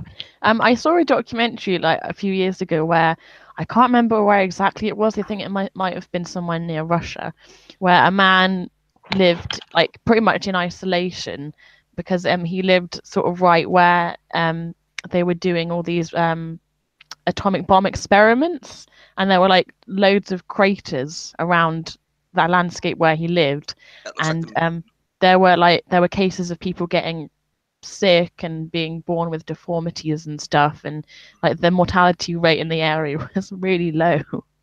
And he was like pretty much the only person that lived there and just had survived it all and could explain and give testament to like, oh yeah, I remember when they tested this and it was really terrible because you could see all the bright lights and stuff and you could see it from my house, and like he was like he had like facial deformities and stuff, and that's like scarring and stuff from radiation will do that shit to your face. yeah. So it's not pretty. No. Basically, radiation is like going on holiday without your sun cream times a billion or Yeah. something. It's a bad idea, really. I mean, it cooks you basically. exposure to sun is a good thing, but too much of it in Yeah, not like, large doses. Yeah. yeah. I mean, you're basically living in a microwave at that point. Like you're cooking. Yeah. Because That's not the atoms are active and shit, and they literally pass through your skin like a knife through butter, basically. Yeah. And that's what kills you first. The fact that it destroys your DNA. It just goes through your cells. And then it mutates, and then that's what causes the cancer. In the end. Yeah. Oh yeah. And besides that, you're cooking like you was in a microwave because it's the exact same shit. Mm. That's why don't look at microwaves, by the way, when you cook your food ever. I don't use a microwave because they're a bit creepy. Speaking of radiation, do you remember? Well, obviously, a lot of people. The Chernobyl disaster. Oh, of course. Where they had to, in order to stop the radiation from spreading to other parts. They put a big giant lid on it. Yeah. Well, they had to get people who worked there to volunteer to basically put the plug in. And they're all dead. For use of a better word, and they all died. Yep. Really horrible deaths. And yep. You know, they volunteered to do it anyway, which well, to be fair, they were already dying at that point. They just said, "Do you want to die quicker than you're already on?" They were like, "Ah, fuck, might as well." They were all fucked anyway. They evacuated an entire city. They were like, "Oh god, this isn't great. Everybody go away." And then, it's still there now. Like, just completely. Can I make you even more terrified of life than you should already be?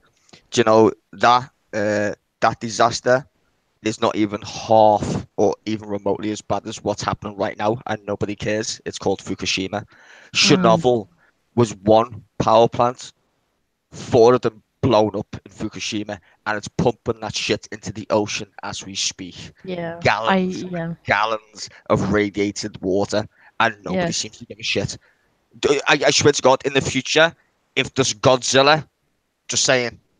Yeah. Now we know why. Because I did hear about that, and also, like, isn't it that they're no longer able to eat any of the fish that is caught because of that reason? I wouldn't eat. I like not every fish, but I would say that to be fair, right, we can still find traces of radioactive shit in Britain from Chernobyl, right? And that was like a little pop of explosion. Fukushima makes that look like a picnic, and like nobody cares. It's been happening since the actual fucking like tsunami hit, and that shit's been pumping out radiation ever since, and like no one's asked. Nobody. If you was to do a test on yourself, you're probably radioactive by now. Like, I'm not kidding. Yeah, quite possibly. Well, you are from Chernobyl anyway, but in terms of Fukushima, you definitely fucking are now, whether you like it or not. Which is scary.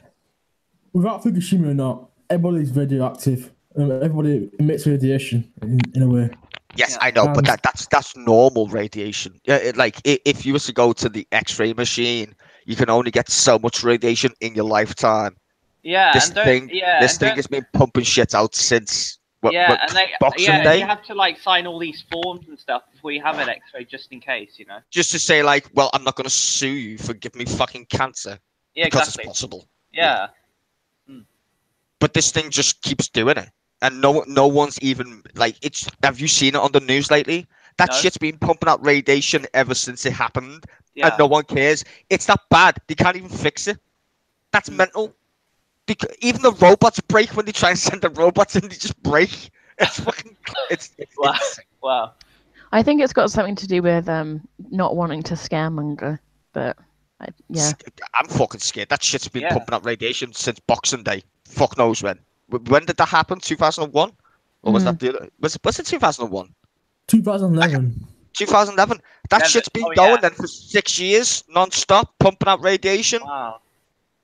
Like seriously, like fuck tons of it. It's not like a little bit. Oh my It's god. fuck tons. Shit. I didn't hear about this until you told me, to be honest. It's fucking nuts, and then you Yeah. don't even talk about it on the news. It's like, hold on, global warming. Have you noticed that thing called Fukushima? Did you fix that problem? No. What's it doing then? Well, it's pumping out shit tons of fucking radiation. Yeah, It's a nuclear power plant that's underwater. The last time I checked, and that's not great for the ocean or me or you. So I looked terrifying.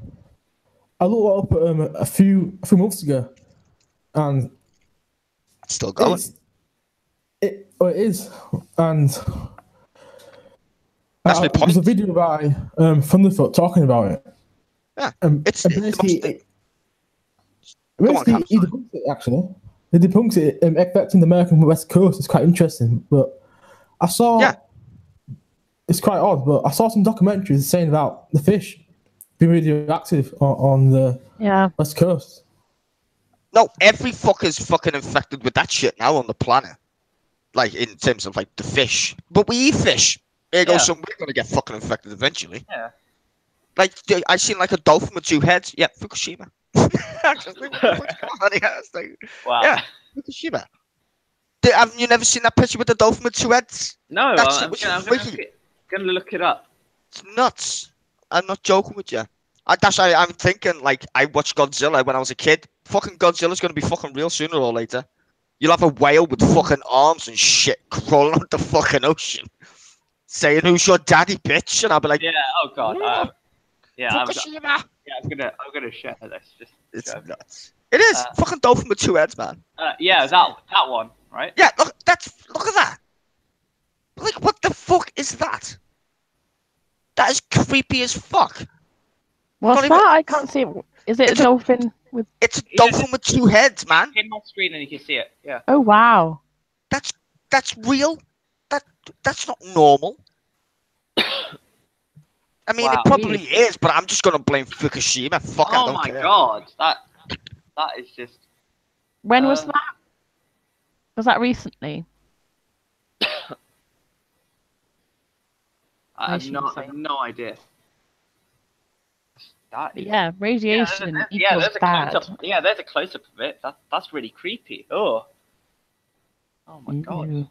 Fucked up. I know exactly. Yeah, it's mad. Wow. Yeah, I'm just trying to read up on this Chernobyl thing. I read like a couple of years ago about the people that literally jumped into like a pool of literally radiated water. Yep. Like toxic waste to turn off the like the gates that were letting it out. Yeah. Oh, And, it's the dolphins on the It washed up on a Turkish beach, and it was August 2014. They don't want to tell you. You know, after Fukushima, Germany closed down its nuclear power stations. They were like, "Fuck that shit." Wow.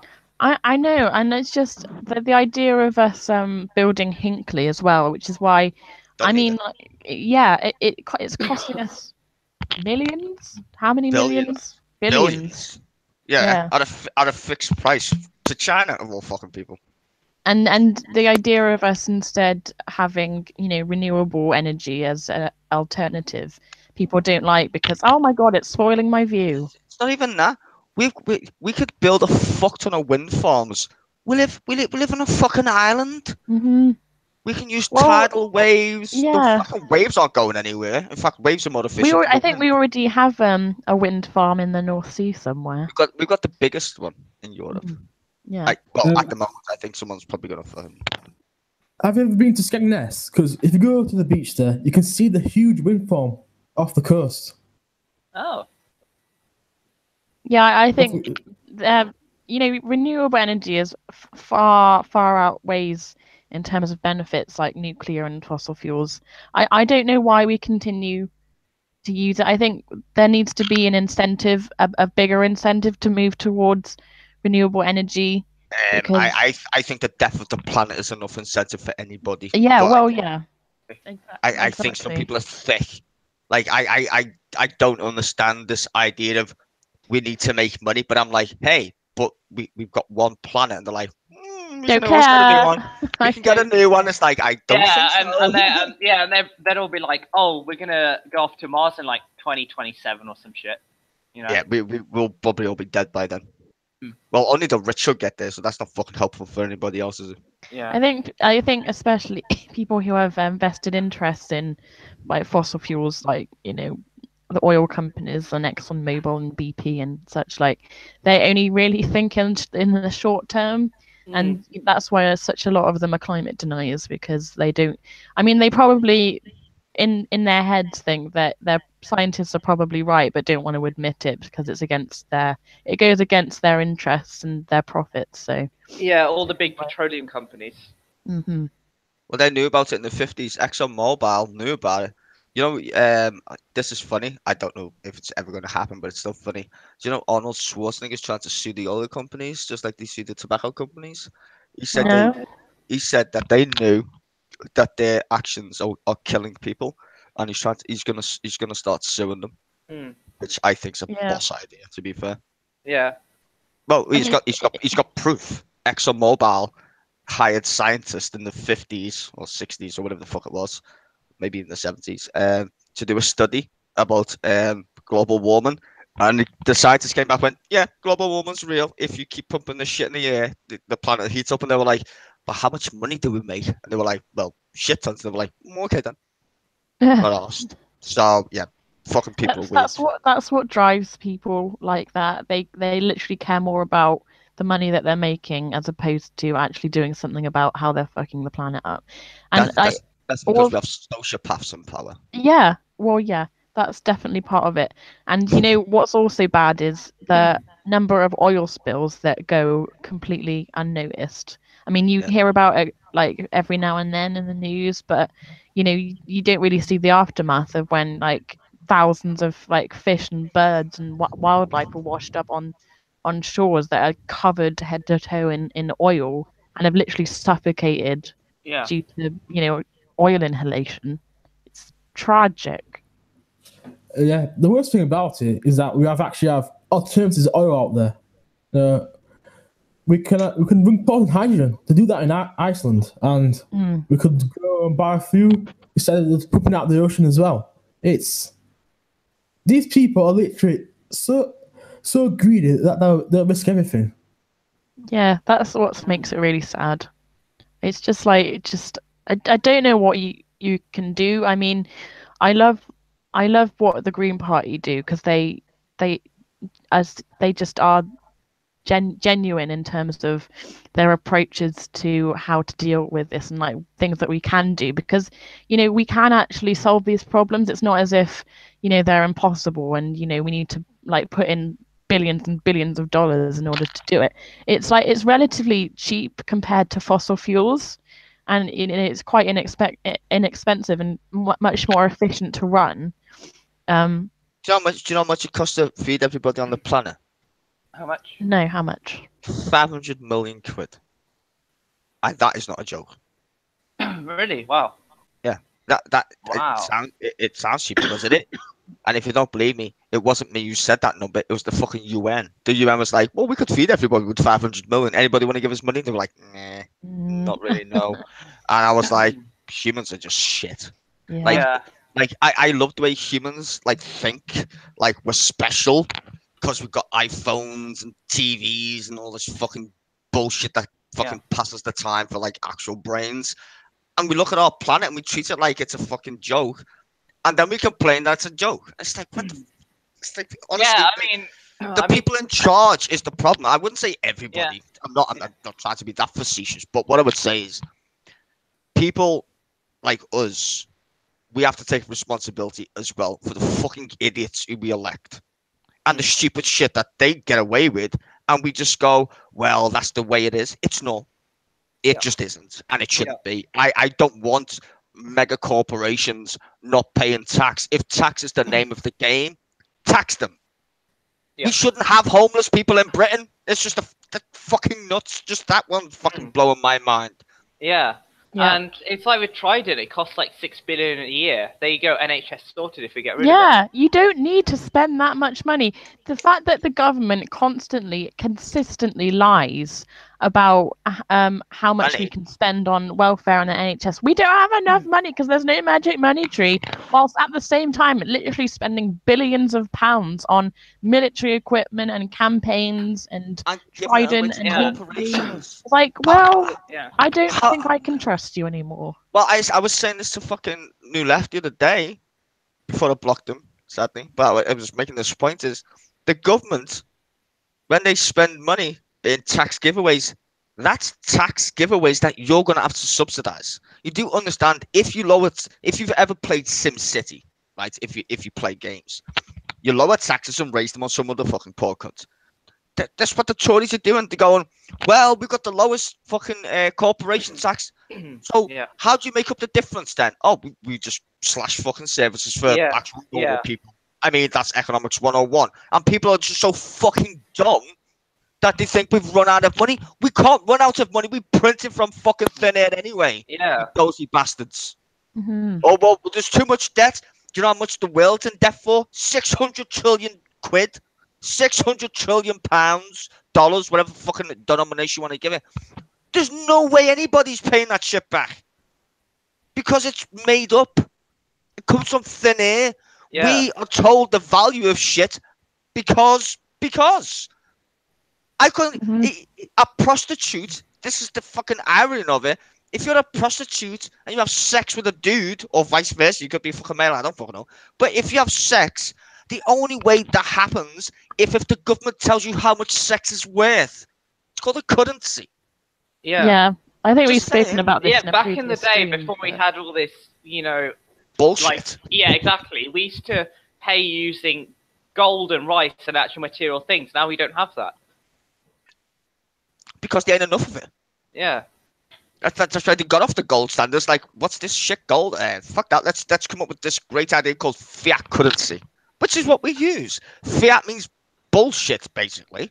We print this shit. We use money as the commodity instead of gold or whatever it should be. Yeah. We used to link it to a beer can or whatever the fuck it was. We don't even do that.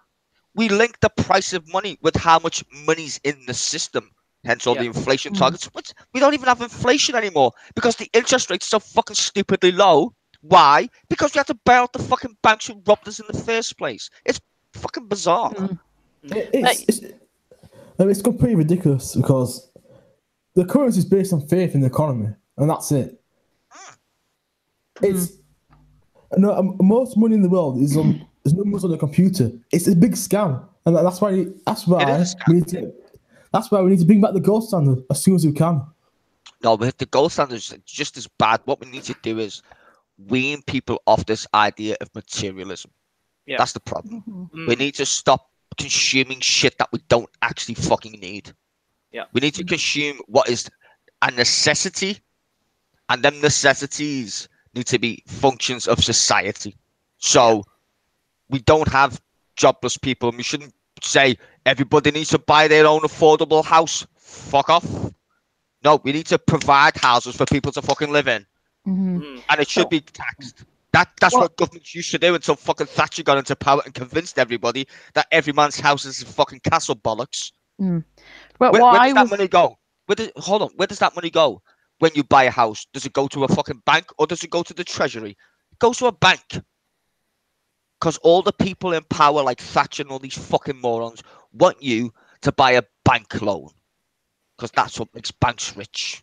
Exactly. Because if you think about it, if you go to a bank and pay your mortgage, where does the money go in Yeah. terms of taxation? Yeah. The bank pays a fraction of the tax that the treasury would actually get in revenue from renting your fucking house. Mhm. We would be a lot richer if fuckers stopped buying houses and rent them from the fucking government. What's the matter with renting Yeah, your house? exactly. With the whole banks thing, I've heard that to do this whole mortgage thing, you need at least like 200K to do it. Good It's luck. ridiculous. Yeah, Good exactly. luck. Exactly. Well, you're pretty much beholden to the banks, aren't you, with like mortgages and stuff? So Yeah. you're never sort of. If you look in the dictionary, another word for slavery is indebtedness. Literally. So what we're in slavery in perpetuity because we have this thing called debt. Yeah. Like literally, it's in the fucking dictionary. That you couldn't make this shit up. But what I was going to say, based on what you said, Sty, a few minutes ago, that we as humans think we're pretty amazing because we invented stuff like computers, phones, and all the rest of it. But like, I think we as a species, we have the potential and the ability to be like really amazing, progressive. Awesome. Yeah, but at the same time, we are sort of stifled from doing that because we are like we've got a hubris.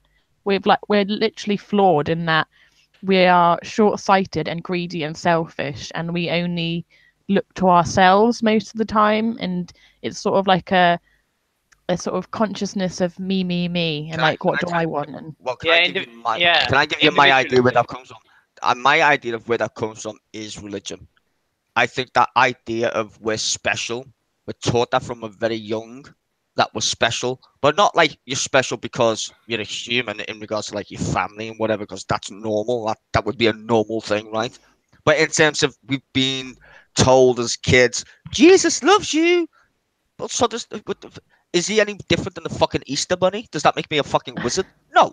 So this bullshit of we're special, it doesn't make sense if you look at the animal kingdom compared to humans. Why are we the odd ones out? It's not because we're not fucking a part of the animal kingdom. It's because we think we're different than the animal kingdom. We're not which like a lion or a gazelle. We I fucking mean, are. We just yeah, think but we're not. we are different though, aren't we? No, that's the in hubris. no, but in the idea that we are able to sort of think for ourselves and No, we can. express. But how is that? How has that made us better than the animals? You give me any proof that we're actually using the capacity of what you call thinking, one would say. Look at our planet. I mean, are you really suggesting to me that the potential of a human, which I agree could be fucking awesome, is shitter than any animal? I would put us at the bottom of the apex when it comes to using our fucking brain. Every other animal seems to just do it naturally. We have a complex or some shit. I fucking know what the fuck it is, but I would blame religion for it, the majority on it, because I think humans think they're special, and they're not. If I put you versus a lion, I'm pretty sure I know which one's going to win. Yeah. But give a human Animals, the ability to make a gun. animals do things out of instinct, rather So they do do we. things because they have to do it out of survival, as opposed to we've just got a surplus of stuff that we've created that it's just necessity to us. Like we don't need it, but it's just there, so we take advantage of it, and we've done that. Yeah, greed. But that's what I'm saying is I think humans have never faced in my lifetime anything spectacular which goes, no, you know your place in the universe. I don't wish that on the fucking planet, like clearly, but one day a fireball's going to come off the sky and you will find out what humans are all about at that point. Because if you watch any disaster on TV, humans only get their shit into gear when fucking mad shit happens, like disasters. Well, that's the only thing I can think of, to be quite frank. The rest of the time, they just think when we are supposed to exist. We read about the dinosaurs. Where the fuck are they? Bye. What makes us any different? Oh God. Okay, if you say so. Just saying. I think God causes a lot of problems. Well, it has caused. You know, if you Still go back is. if you go back in time, like you can just see countless and countless examples of why religion is. I mean, if we didn't have religion, say, would we create other types of conflict that were, Yes. separate? Yeah, I would say Probably. clearly yes. I would say clearly yes. But what I would say, the special thing about religion is it gives you a false sense of mortality, life after death. Grammatically, that doesn't even make sense because you can't be alive if you're dead afterwards. Because Mm. that's not life. Life is a description of what we have now, not what people have afterwards. So Mm. that's a grammatically wrong sentence. In fact, it's an oxymoron if one thinks about it properly. There's no such thing as life after death. Mm. Just saying. You should watch some Christopher Hitchens speeches because he pretty much goes on the same sort of tangent as what you're saying about atheism and religion and how it's just a load of bullshit, and Bollocks. It is it bollocks. is. I think That's why so. I'm I not mean, atheist and there's either. I'm not yeah, an atheist. I don't accept the idea of God because it doesn't make any sense. Not to say that other people don't have a reason to believe in it. I think they're entitled to do it. I just think it's fucking stupid. That's all. hmm. Whatever. Well, I think like a lot of the time religion is used as justification to do something based in your interest. Like Yep. I'm gonna do this because of God and I believe in God, but I'm gonna do it because I believe in God and I think that you're wrong, so I'm gonna attack you for it. It's like me Just trying to based. argue my favorite food is better than your favorite food or favorite. Like if I said to you, "What's your favorite ice cream?" and you said vanilla, and I said, "Mine's chocolate." Well, You're we're not. wrong. Yeah, well, no, but we're not arguing over the ice cream. We accept there's a thing called ice cream, right? And Hmm. the problem with religion is we're accepting is we don't know how we got here. That's the fucking Yeah. main issue, first of all. And then you're going to argue which is the best flavor of God. Is it Yeah. Muslim? Is it Christian? Is it Hindu? Is it fucking this? Mm. It's like, so use your argument literally of which flavor of I don't fucking know that you actually like, which is mind bending because nobody on planet Earth was born knowing what the fuck God was to begin with. Someone told you what God was, and then Mm. you either accepted it or you didn't. Just Yeah, saying, exactly. they're And facts. if you were to ask me, like, if you were to believe in any sort of religion at all, I'd probably go and go and put my flag next to paganism, because in that sense, at least people were worshipping something that was real. Because they used to worship like Animals and the stuff. sun coming up in the morning, and how plants would grow from the ground if you put seeds there, and the fruit of the earth and stuff like that shit's real. You can actually see it, you can eat it, and But like what is what the so thing is, it's not that it's real. I get where you're going. It is real.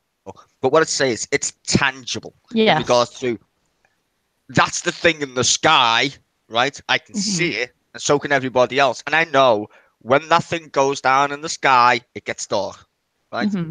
Yeah. I can worship that because I know it's a pattern, and humans like patterns, Hmm. right? It's just how we operate. We're Yeah. logical beings in that regards. Uh, Yeah, it's funny actually because before the Romans came in, God knows I forget Fucked the it up. years. Where this country was primarily a pagan country, like we were Celtish and we celebrated, Most all of the the stuff planet that I was. just said.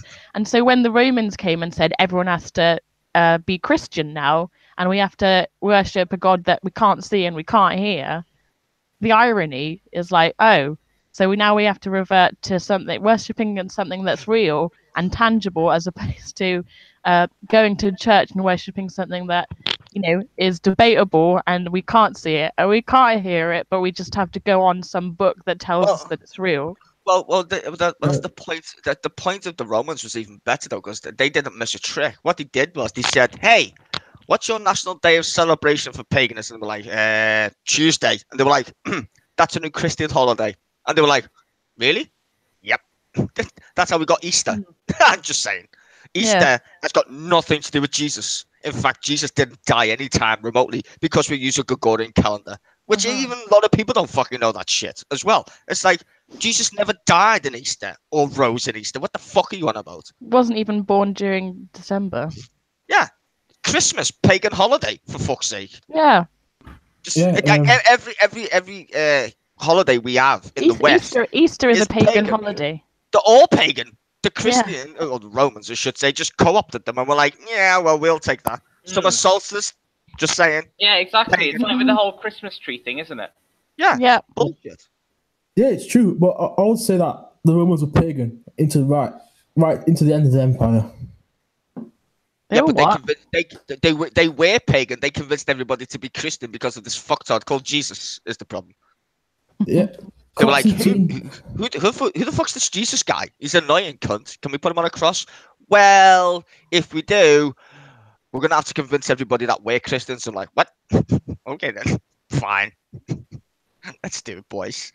And yeah, that's how you got Christmas and shit. Yeah. If you look at religion, right? If you look at God, it doesn't act like a benevolent or knowing God. It acts like That's what. Yeah, He acts like a Well- human, which is even more scary. or an alien. No, but think about it, right? Everybody goes, well, God, and they always refer to him. Have you ever noticed everybody refers to God as a male? Yes. Like, why is that? Why is God a dude?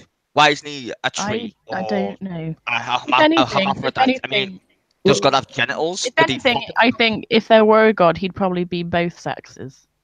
To He be wouldn't have a sex. representative. He He wouldn't won't have have a one. sex. Well, yeah, that's what I mean. He'd be a tree. He'd fuck himself somehow. He'd be a Anyway, hermaphrodite, basically. Anyway, if any religion is true, it will be an alien. It won't be something that created the universe. I'm certain of it. Well, I think humans created their own fucking universe in their fucking mind. I read well, I didn't read it, but I was listening to some dude, some like scientist bloke, and he blew my mind. He said we could live in the Milky Way and it could be the only galaxy in the entire universe and we wouldn't know because light bends. So all the galaxies we see could literally just be the Milky Way in a different time. And I was like, okay, that blew my mind more than anything I've ever read ever. And still does to this day because I was like, what? And according to physics, it's possible. Well, when we look at stars in the night sky, we're basically looking at something that died like hundreds of years ago, and it because time, it takes Distance, time. distance and time, etc. I don't know the exact terminology, but there you go. No, but this is the funny thing is all them stars that we see are in our Milky Way, right? Mm-hmm. Not most of them in that sense. But the galaxies themselves, which is full of stars, could be just us looking at ourselves in different times. Which think about that.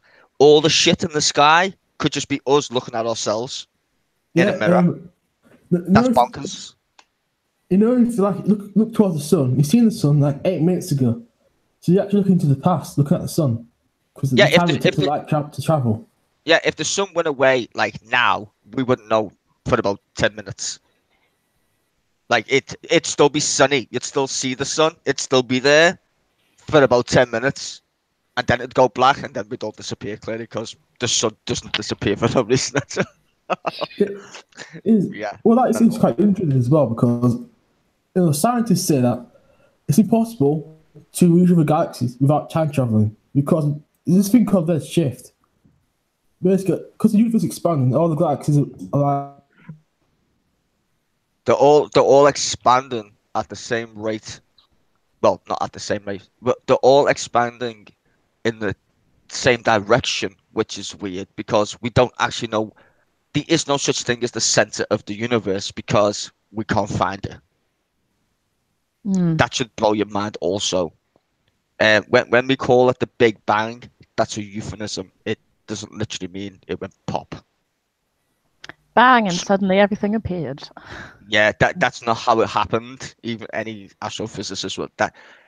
Inflation happened, which is the bang, but the bit before, we just don't know, really. We've got no idea. And also, which is weird, is the universe is expanding faster than light. So something's traveling faster than light. The most constant thing in the universe is light. And actually, there's a funny thing in physics, which is we don't actually know the speed of light really, because we've measured it in different ways. I mean, I think it's 186 kilometers per second now. Yeah, and then you got time dilation, all these other things as well. Yeah, gravity and shit. It's like we don't. We also know theoretically. There's things called tachyons. I know this sounds really like Star Trek at the moment. Yeah, tachyon. Yeah, I did a bit of that. But yeah, A-level tachyons are physics. Yeah. tachyons are theoretical particles that travel faster than light, and we should have already found them by now, apparently. Exactly. Yeah. We thought we did, but they're called neutrinos. Yeah, apparently. neutrinos. Yeah. They're maybe hypothetically. G-Mister says in the chat, I can't find my biro. Does that mean it never existed? Yes. Yes, it was never there in the first place. Yeah. It will exist when you find it, though. Yeah. And you know what? That's actually Schrodinger's cat. That's a good joke. Yes. Nothing can exist until you find it. Well, in fact, technically speaking, you don't exist until somebody else exists, because how would you know you existed if no one was there to tell you? Which is a bit weird. Yeah. Wasn't the Schrodinger's cat thing so didn't he put a cat in a box and then he put a cat in a box. It was a theoretical well, what the thing is, if he didn't do it, but the point was, if you put a cat in a box, and then how do you know it's how do you know it's dead? Yeah. Well, if you can't see it, and you have to. So you open the box. Yeah. So that's like the basis of quantum mechanics, which is a bit strange. Also, there's particles that exist that interact with other particles. Weirdly,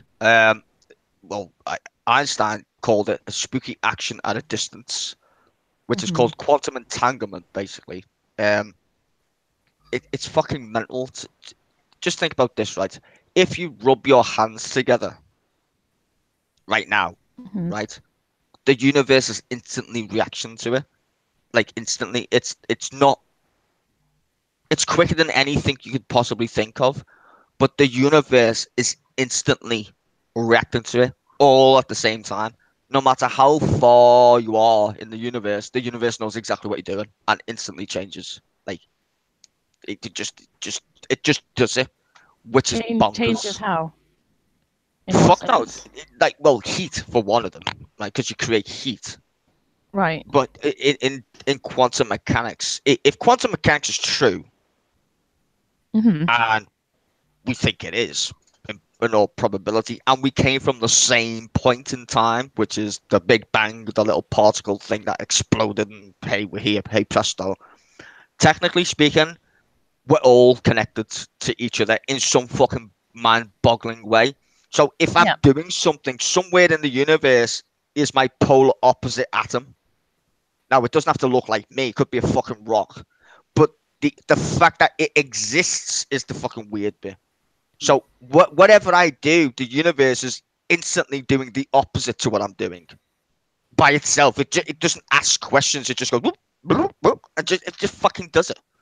And nobody knows why that is, because there's no link. Like, what is that? They don't know why particles do it. They just fucking do it. Which is bonkers. Right. Which is probably why the idea of us just being unable to explain things is just mind-boggling. So, for instance, like, I guess if you were to compare it to anything, would it be like, oh, if a tree fell in the woods, if no one's there to hear it, does it make a noise? Well, it would, because you wouldn't know what a fucking noise is. I mean, yeah, that question is one of the best ones, because it assumes that you don't know what noise is. So if no one's around to hear it, would you hear it in regards to, one, a sound, or are you capable of understanding that nobody would hear a sound? Which means technically it still would make a sound. You're just prescribing to yourself that I'm not going to actually acknowledge that fact and say, well, of course it wouldn't. Well, it would, but you wouldn't be there to fucking hear it, kind of thing. Humans are a bit batshit crazy at that stuff, and my favorite thing about being a human is the ability to ask questions. That's my favorite bit, because questions are literally statements that humans use to qualify their own judgment. Nobody asks questions if they don't know the answer to them, technically speaking. because you can still not know the answer. That's true, but why the fuck would you ask in the first place if you're unaware of it? So you require the input. Like, I wouldn't ask you about an alien that I've never met, but I can ask you about is the aliens, because I have a concept of aliens from somewhere, like being told or whatever, because I live in the universe. No human doesn't ask questions because they don't know shit. They ask because they want to clarify shit. That's because they're curious. Yes. Well, the answer's already there. They either want clarification of their own assumption of the answer, or they want to clarify some shit that they want to put in another box, which is the same shit, really, if you ask me. So questions are lovely things. I think we've sort of come full circle in a way, because the reason why we ask questions is because we are curious and want to know answers to unanswered questions. But the whole thing about God, like we were just talking about, is because we are craving an answer. So in order to put an answer that we don't know, we're sort of, God is, how to explain this? We're basically substituting God in place for something that we don't understand, is what I'm trying to say. Yes, and that's why God is a description. God isn't a thing. God is a description of our own inability to understand what the fuck's going on. That's what God is. That's why God is one of the best things to believe in, because it's anything you want it to be. That's why we have so many different types of a God, because being alive doesn't make any sense to any of us. It just doesn't. We're not that smart. If we knew, then we wouldn't have God. But we don't know, so we have God, because we're like, well, fuck those. I get you now. I know where you're coming from. Yeah, it's a bit bizarre, but hey, breaking news! Lord Sugar made a poem about Jeremy Corbyn. Right.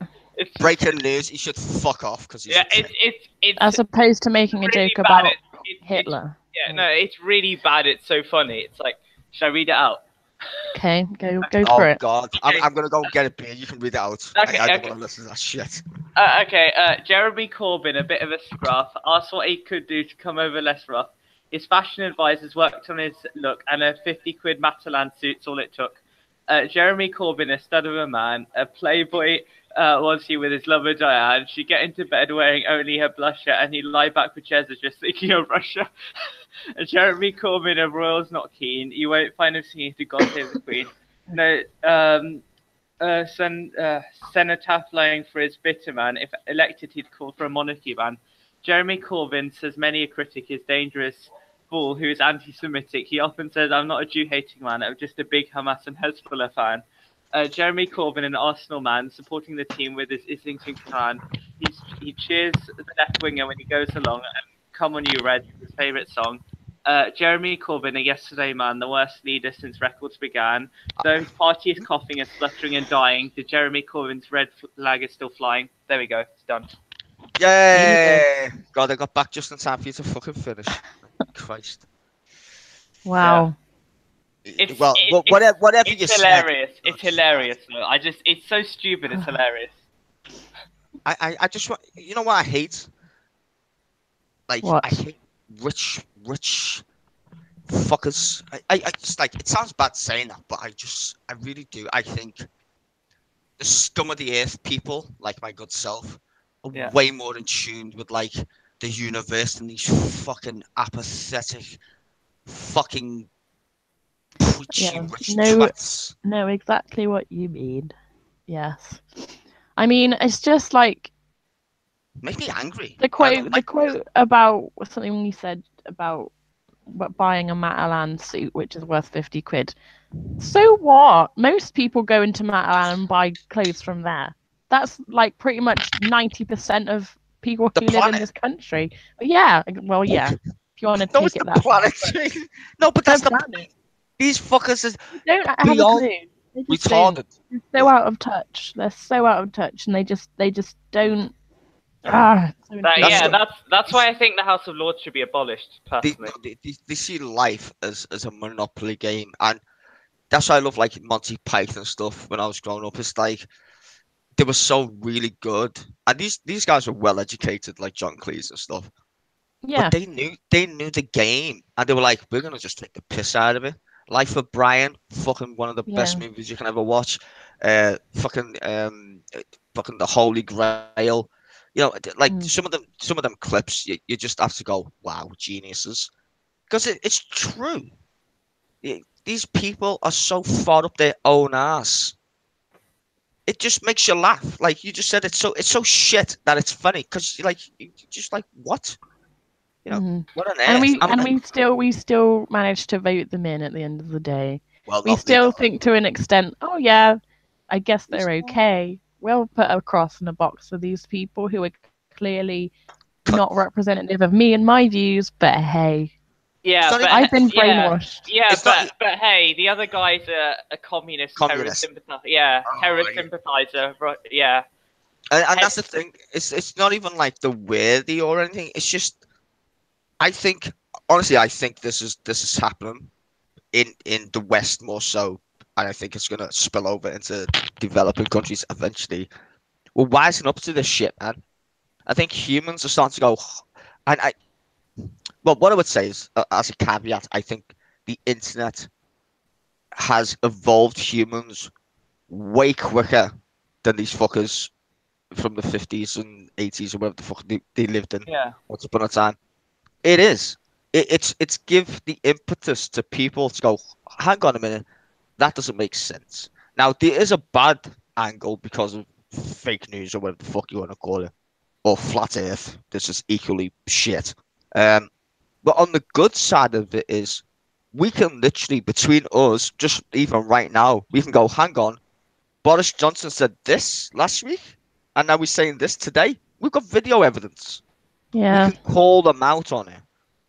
And that's the beauty of like these hangouts and social media is that part. Other part is shit, flat Earth and whatever. Yeah, that kind of Yeah. crap. It's just annoying how it's taken us this long to get to a point where we're starting to question things more. Like why didn't this happen like even Because we like didn't have the internet. We literally. I don't know how it happened, Road Dog. I even tried to do a hangout on this. Did we evolve and no one got the memo? Like, what did we happened? grow a few more brain cells and then something happened? I don't know. I think because when I was growing up, I thought evolution was like slow, Yeah. takes millions Yeah. of years, blah Like blah in a blah. 1,000 years' time we'll all have two heads. Yeah, you would think that, right? If you read Darwinism and shit, you'd be like, yeah, it Yeah. takes millions of years. But I think because we are a bit retarded in that way, I think our minds have evolved, but we just still look the same. And I think Yeah. that's the bit that I'm interested in. Is Well, like isn't that's what I'm it saying. that Like, we no one got the memo. don't We all look we the same. only use like a small percentage of our brains to actually do stuff, and then the rest is like not used. That's what I've heard. Well, I think that's a myth, but I think in terms of cognitive ability, Yeah. I would say that even including myself, sadly, most humans don't use their fucking brains because it's not required anymore. Like we are That literally is true. lazy. I mean, people just I don't let. need to, I literally don't need to know anything. I can just go, well, I'll look it up. Like, why would you fucking be asked to remember anything if you can just look it up on the fucking internet anyway? Awesome, Mm, but still true.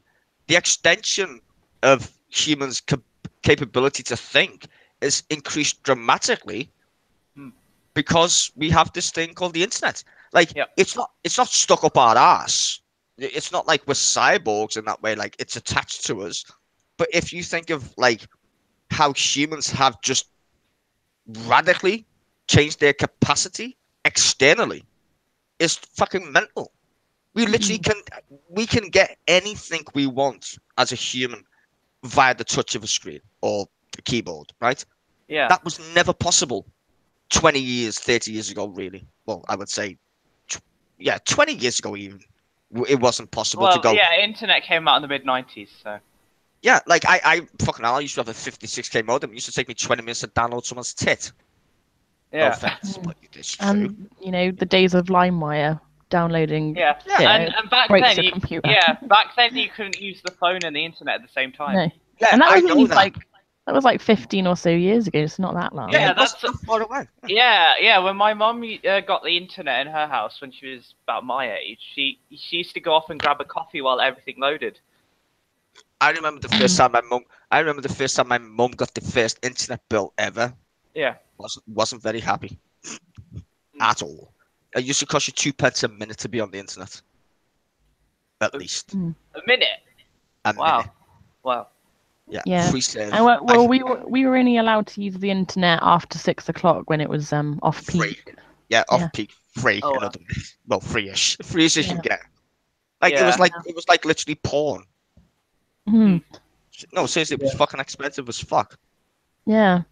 Well, that's because when things are new, they are expensive. So Yeah, it's like the iPhone 10. That's all the fancy new bezel-less stuff. That's $1,000, and now you're seeing it in all these cheap Chinese phones. There's more fucking processing power in a fucking calculator than the same shit that took us to the moon. Exactly. But what I was gonna say was that now that we have all this new technology and stuff and ability to like use screens and look things up on the internet, etc., it's sort of taking away our ability to have like real life experiences. So like going somewhere, traveling, sort of seeing people, touching things, and all the rest of it. But I still think that's an important aspect of living. I'm not saying it isn't, but what I'm saying is, if you think about humans in general, that's not a concern to the vast majority of people. The vast majority of people on the internet literally don't have friends anymore, really. Well, they do. But what I would say is, if you're like me, the vast majority of your interactions with humans is on the internet. Yeah, that's what I prefer it. Yeah. Somehow.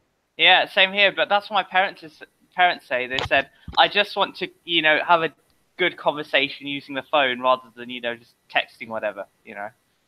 They're old like that. I know, but what I would having a face-to-face conversation with someone. No, don't get me wrong. I still like going to the pub and getting shit-faced now and then. But I would still say I love getting shit-faced and talking to you lot as well. In fact, I would prefer that more because it's less expensive. Yeah. Like, seriously. I guess so. That's why people don't have kids. People don't have kids because they don't like kids. They don't have kids because they're like, fuck that for a fucking bill. Exactly. I wouldn't have kids. You've seen how fucking much a kid costs? Jesus Christ. That's why I'm trying to buy a fucking house. It's true. Expensive. But I just think, in my view at least, like I'm quite lucky in that. Well, I've managed to like keep quite a lot of my like school friends from like sixth form, and that was like 10-15 years ago, and like it's good to have like that sort of base to sort of fall back on and like genuinely do stuff. No, I've still got friends that were from 30 fucking years ago that I still talk to, but I just don't want to do it face to face because one, they've got kids and they're busy with life and shit, and two, I can just fucking talk to them on Facebook if I fucking want to. Yeah, like, exactly. I mean, all my high school friends, it's all Facebook and Twitter nowadays. Yeah, it's not even... like I don't need to fucking waste time fucking coming to see you when I can just fucking say hello on the fucking internet. It's like, it's the same shit. It's not like I don't like it or anything. It's just like I can't be arsed and neither can you. Yeah, it's the easiest option. That's why. Yeah, and also you can look up people who you haven't spoken to and sort of stalk them and see what they're doing without having to talk. Yeah, that's what I do on Facebook. That's all I use it for nowadays. Well, to be fair, I don't technically have a Facebook. Yeah, well, I do, but not the one that got deleted, which I still fucking hate Facebook for doing that for, because I can't even get in my own fucking group that I made, the logical left. It's like I didn't make anybody admin before they kicked me fucking off it. So I'm like, everybody's in my group still posting shit, and I'm not even there, which is stupid. Yeah. And I've got like 10 Facebooks. But just that one, they just said, hey, we want your proper name. I was like, fuck off. No, you're not getting it. Ever. Ever. Thank you very much. But like, what do you want my real name for, you fucking mongs? I mean, like that's scary. Like, what do you want my fucking real name for? I don't ever use my real name on the internet. Not Same because here. I'm like scared Same or here. anything. It's just like, why do you want that information? Yeah, yeah, same here. I Fuck don't. off. I don't use my real name on Twitter or anything. I don't even use online banking for fuck's sake. Why would I give you my fucking name? Yeah, it's like with Facebook and Twitter. The many years I've had it, I've never uploaded a single photo of myself ever. Well, I don't mind the photo because I think I'm pretty good looking. But I'm an ugly brown guy, so I'm not. well, I'm just tooting my own horn. That's a joke, by the way. But in that sense, I never put my actual date of birth on the internet or my actual fucking name because one, well, I shouldn't really say this, but I used to be a hacker. Okay. You know? Yeah, I knew. I knew a guy in high school who was actually squad. I'm not saying I do. I'm just saying. Well, I did it one specific time for somebody who paid me to do it. So okay. But I don't literally hack people's computers. I'm not. You would call me a white hacker or white hat. White hat, yeah. Yeah, I'm not a black hat. I don't do it maliciously. But someone paid me a lot of money to do something, and I was like, well, that's easy. So I did it. Yeah. The guy I was talking about who was a member of Lizard Squad, he actually showed me, he hacked into one of my junk email accounts, like, in person. He showed me, he hacked into my email on his phone. Yeah. I'm not going to give any tips, but it's a lot easier than most people think. If you know what you're doing. Anyway. Yeah, exactly. But I don't recommend because anybody else because it's not nice. It's not nice. I mean, do it to corporations though, because they fucking deserve it. Yeah, I mean, I have some skills with JavaScript and stuff, so I could probably do some basic hacking. Anybody, I hacked the fucking webpage with just fucking a hyperlink for fuck's sake. Wow. Have you ever DDoS before? No, but that's a waste of fucking time. Why would I do that shit? That's for fucking stupid kids. Well, I don't know what you're saying. Well, I got DDoS. DDoS is denial of service. It's when you overload someone's fucking shit with spam, basically. Yeah, my friend has a DDoS app on his phone, and he suggested he might, mess with the lecturers and DDoS the computers or something. I don't know. Well, DDoS doesn't do anything. It's not harmful. Well, if you've got a server, it is because your server will just stop working because it's like, what the fuck's this shit? It's traffic overload, basically denial of service. That's what DOS stands for. And DDoS, whatever. It's not harmful. It won't kill your computer or anything. It'll just either disconnect you and then you can just reconnect to the internet. I mean that's, you're talking about rootkits and actual viruses that can harm the BIOS. That's the thing that can kill your computer. Yeah, they're nasty buggers. You'd have to be a serious cunt to mess with them though, because to be fair, nobody I know, to be fair, would waste their time doing that unless you literally are a criminal. Yeah, that's true. But at least my computer is BIOS flashback and it is dual BIOS, so it's fine. Yeah, but nobody would hack you. Why would anybody hack you? You're not worth anybody's time. I don't know. No, you just wouldn't. Like, why? Like people like, oh my god, I'm gonna get hacked. The most things on the internet is malware, and that's only basically to make your computer their bitch. But they won't kill you. It's not there to kill you. Yeah, but it's not there to kill your computer though. It's there to help them do something else. So every computer's got malware on it. What's interesting is that, and they were saying this during the Cambridge Analytica whistleblowers, talking about stealing people's data and stuff. One of the big reasons why it's free to sign up to social media sites and stuff, and you don't have to pay anything, because you yourself are the asset that they are wanting selling. You're the thing that makes money. Yeah, well, what you're doing is you're basically saying, "Hi, I'm a commodity. Use me as an asset to another company to sell me shit."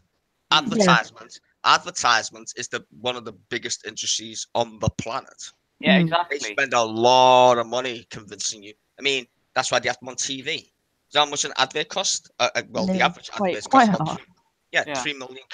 I mean, and that's not to make it. That's just to put it on the telly. Yeah. So it's a lot. And how many adverts you get in, I know, an hour show? probably like 20 or some fucking weird shit. That's a lot of cash. Yeah. Mm. I mean, And they news have like channels love it. yeah. I mean, they have loads like companies have dedicated departments for this, and they pay loads for this sort of stuff. Yeah, and rightly so, because they want your pennies or whatever. Exactly. They don't do it because it doesn't work. They do it because it does work. Yeah. Buy Well, our shiny new the toy, individual and they're is the target, basically. yeah, I know, but what I'm saying is these people know that we like shiny objects. And we do like Yeah. shiny objects. Like the amount of times I've gone on Amazon and gone, oh, I so wanna, and I'm like, nope, Yeah. nope, I'm Yeah. not doing it. Fuck. You know, it's like Yeah. it's hard. Exactly. It's hard not to buy shit when Yeah. especially when you love the smell of new shit like I do. Yeah. Especially Same here. as if I buy a computer component, I will spend the best part of 20 minutes just smelling it.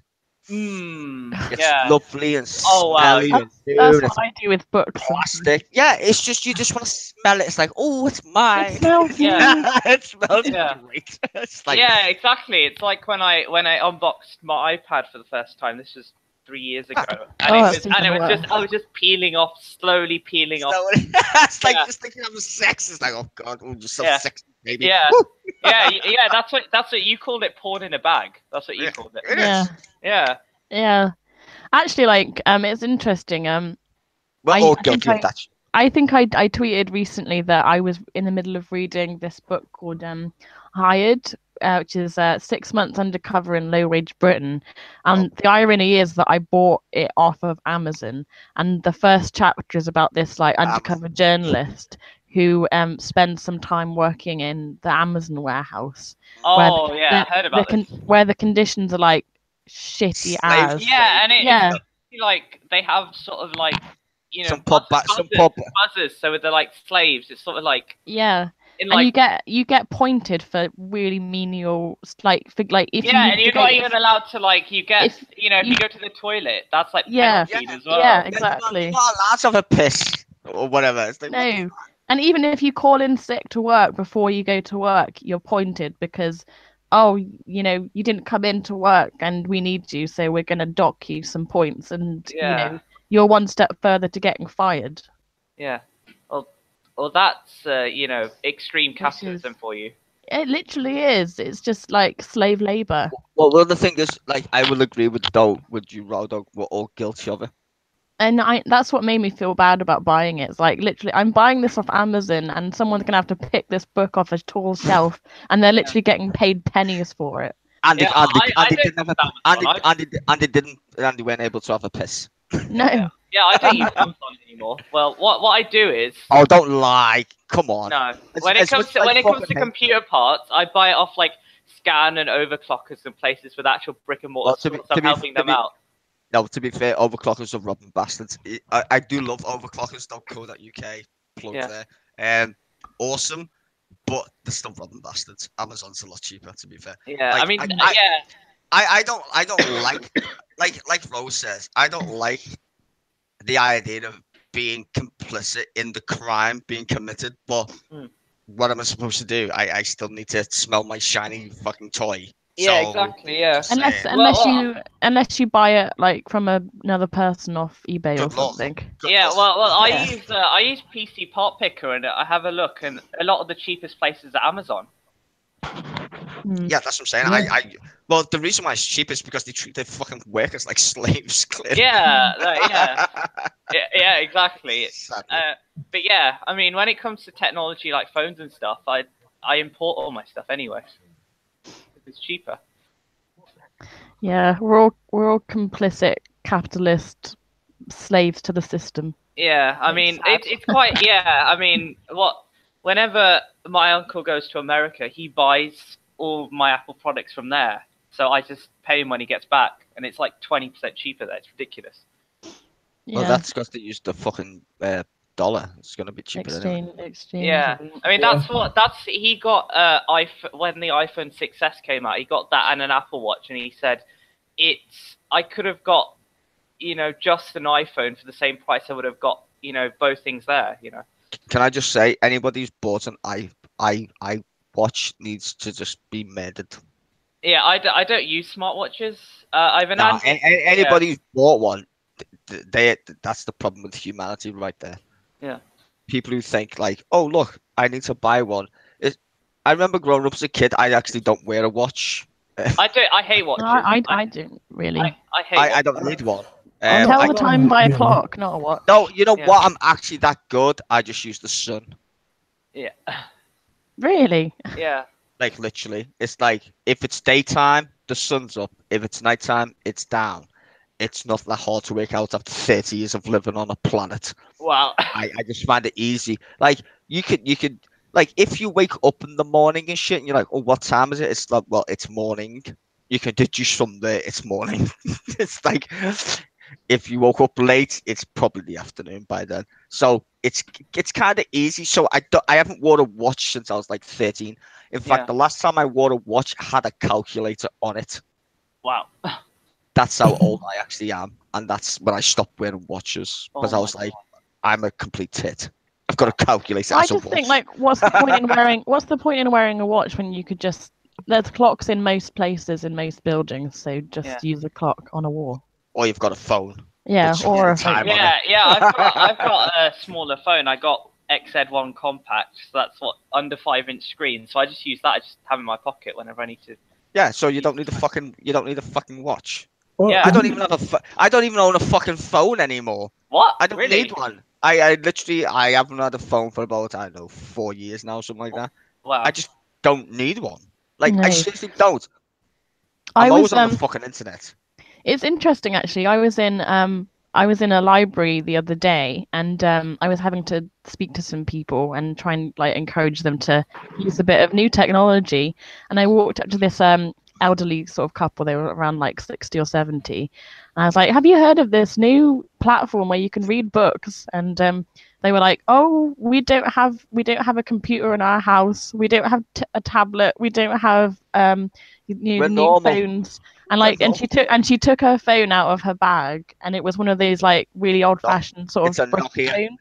Fucking I was Nokia. like, and I was like, oh, so you're just happy to come in to take out books physically and just go home with them? And like, yeah, we don't have anything like Yeah. that. That's I was all like, last time. Yeah, oh. we should aspire to be them. To be fair, we should aspire. Yeah, Brexit voters. That's what they were. Yeah. You don't know that. I fucking tell you they were. If they're like, not asked. What?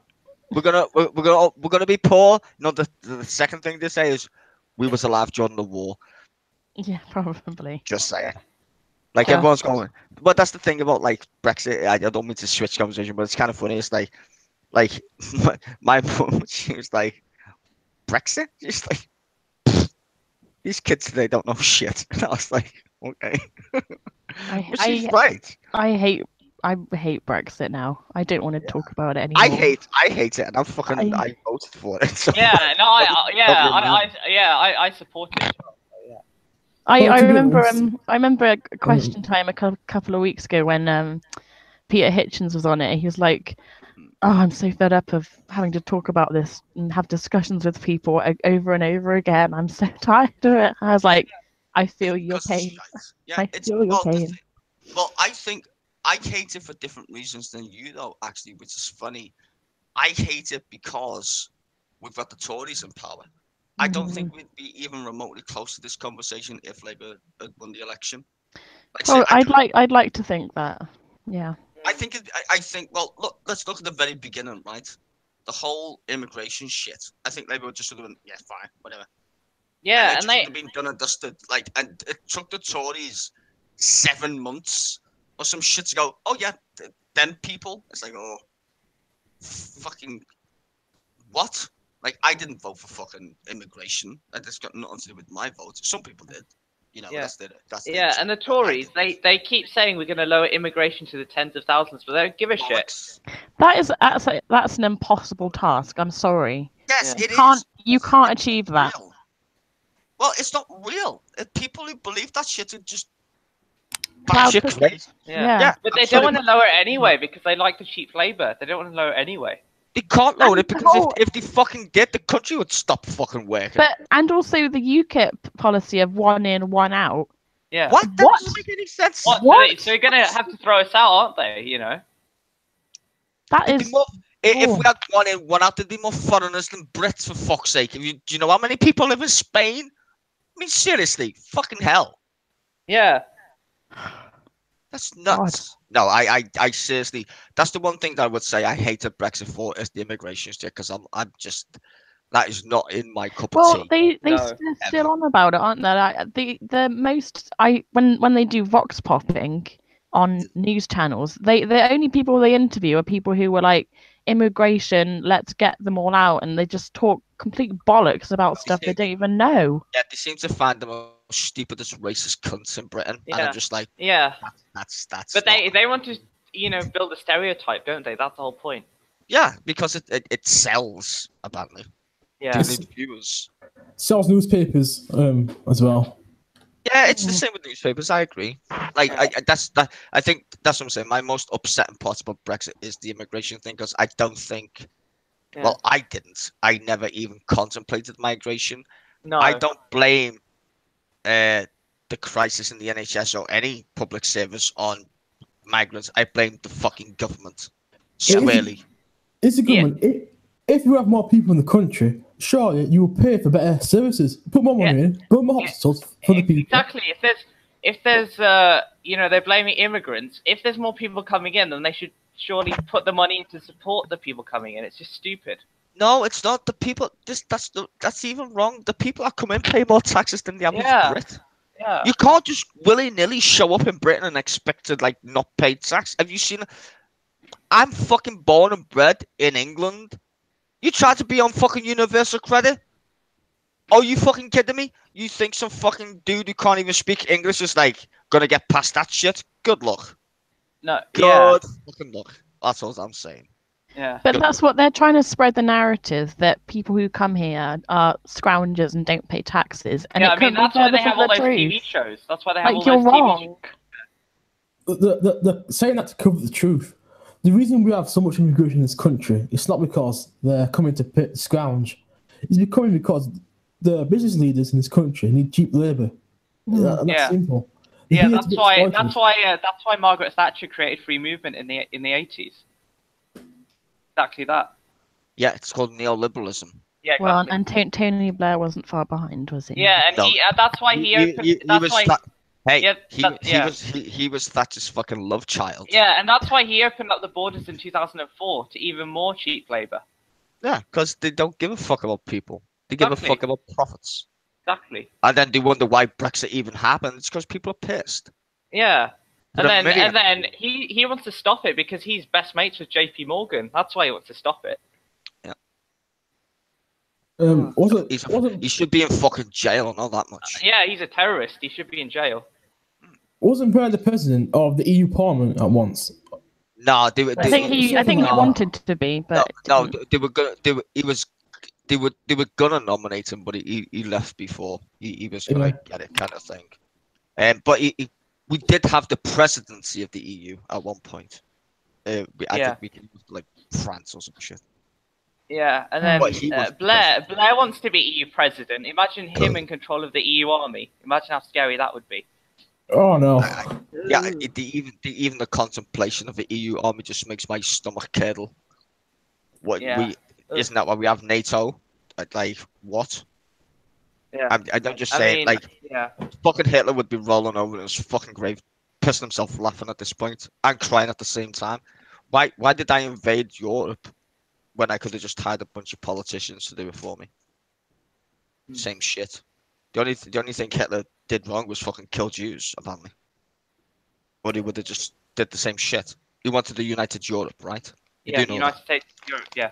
Yeah, well, exact same thing. And the people who were in power are slightly Nazis, which I don't think a lot of people who voted to remain know that shit. Like Berlusconi and all these fucking fascist cunts. They are fucking Nazis. Well, fascists is a better word than Nazis. They're fascists. You got to understand, Europe itself is not like Britain. Yeah. That's why we never got along with them in the first place. Yeah. We fought against them because it was in our best interest. But when it comes to actual culture and shit, exactly, we're worlds apart. Yeah, and exactly. That's why I think it was the Clement Attlee. He said all the way back in '62 we will never be compatible with the United States of Europe. Why would we? We've got a richer history than fucking half of the countries that are there. Belgium's not even a fucking country. We created that fucking bastard place anyway. Yeah. Even Churchill said that.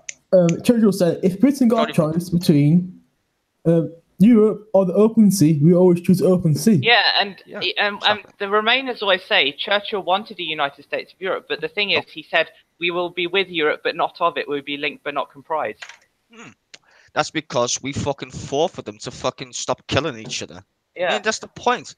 Like, literally, France rolled over. We had to go and fucking save their fucking stupid asses. I mean, who bankrolls Europe? Germany does. Yeah. Just point that. I mean, you got to understand the fact that we're not like them. We never will be. I'm sorry to mention this, but we've got a fucking queen, and long may she fucking reign. Yeah. I am not fighting for no fucking European flag. You can fuck right off. Yeah, or the anthem. They ruined a perfectly good piece of Beethoven music with a stupid EU anthem as well. Yeah. Who Well, the fuck knows the worst of that shit anyway? I fucking don't. Yeah. I'm very meh when it comes to the monarchy. Yeah, Met's I could do- I okay. That's could- good. I That's could Met's do okay. without it. Well, you couldn't because you need them to open parliament unless you want a fucking president like Trump. Ugh. Yeah. Yeah, but the monarchy isn't really. It doesn't really hold power It does as actually. much as it does. No, it does. Yeah, it can't. It Oh, just, no, it yeah. does. No, it does. Yeah, it You does. need without the permission of the Queen, you don't get Parliament. That's why. Yeah, they I do mean it every that's year. why Theresa May. They were talking about the whole thing. She went to the Queen. My with the government. DUP. Yeah. No, she literally says that when she opens Parliament. She says, "My government." Mm. It is her government. The only It thing is. she did was abdicate power in regards to Parliament is sovereign. That's true. Thanks to Oliver Cromwell, the rat. But they shouldn't chop this fucking head off. Yeah, didn't don't they? Just saying. Don't they have to swear allegiance to the Queen, the MPs, when they take up Yeah. office? That's why there's no But one from the when- IRA there because you have to swear allegiance to the Queen. When a prime minister gets elected and they go to the Queen and to ask permission to govern, she Yeah, can't ask exactly permission. say she can't exactly say No, no, can She she? can, but she never has. That's the point. She can say no, actually. She just doesn't because she's not stupid. Because it's in the fucking front of What would every happen? What would newspaper. happen if she said no? Then Did would they have to have another election?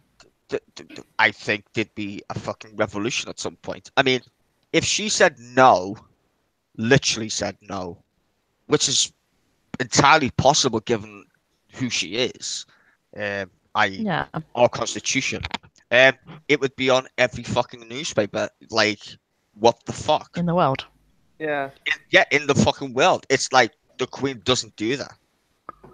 She gives them advice, but she will never. She understands we don't live in that time anymore. She knows that quite well. But if we voted in, say, like a far right sort of neo-fascist government, and she was like, "Carry on, do your thing." No, she wouldn't. She would be aware. I don't think that's extreme. I would like to think the Queen would say no. I would like to think that, but I don't think us as we're not that fucking perfect. But to me, like, why I asked was because she's never said no. It's almost as if the choice is there, but it's pretty much a given. Like the most extreme scenario. Well, think about it, right? If she, but the thing is, because of our history, that would be the most insane shit ever. Like, for her to like not grant the government permission. Yeah. Well, basically, we've got a monarchy again. But and it would also that's be not gonna her happen. being biased towards one party over another. No, she would. No, what she would do is she would literally become the Queen, and that's just weird. Like, what? Like, no, she's literally going against fucking hundreds of years of tradition of how she got there. Like, that is so beyond. Like, it doesn't matter who shows up. She probably hates a few of them behind closed doors. She's like, oh, for fuck's sake, this tithead. you know. But she probably hates Theresa May. She's Yeah. like, she's a fucking But idiot. like, it's I weird think though. it's Corbyn. It's weird because, you know, as the queen, as like the monarchy, she's not allowed to have like political opinions, and she's not allowed to lean one way or the other. Yes, So because when they got asked, like, are you giving permission for a government to rule? Like, she pretty much has to say yes. Like, so what's the point of even having Yeah, the it's choice? just like ceremonial. no, she doesn't have to say yes. The point is that she knows that if she ever said no, the consequences of that versus the crazy fucktard who she said yes to is outweighs it. We're talking about 700 years of like fucking our country, and if she murmurs the wrong word, Yeah.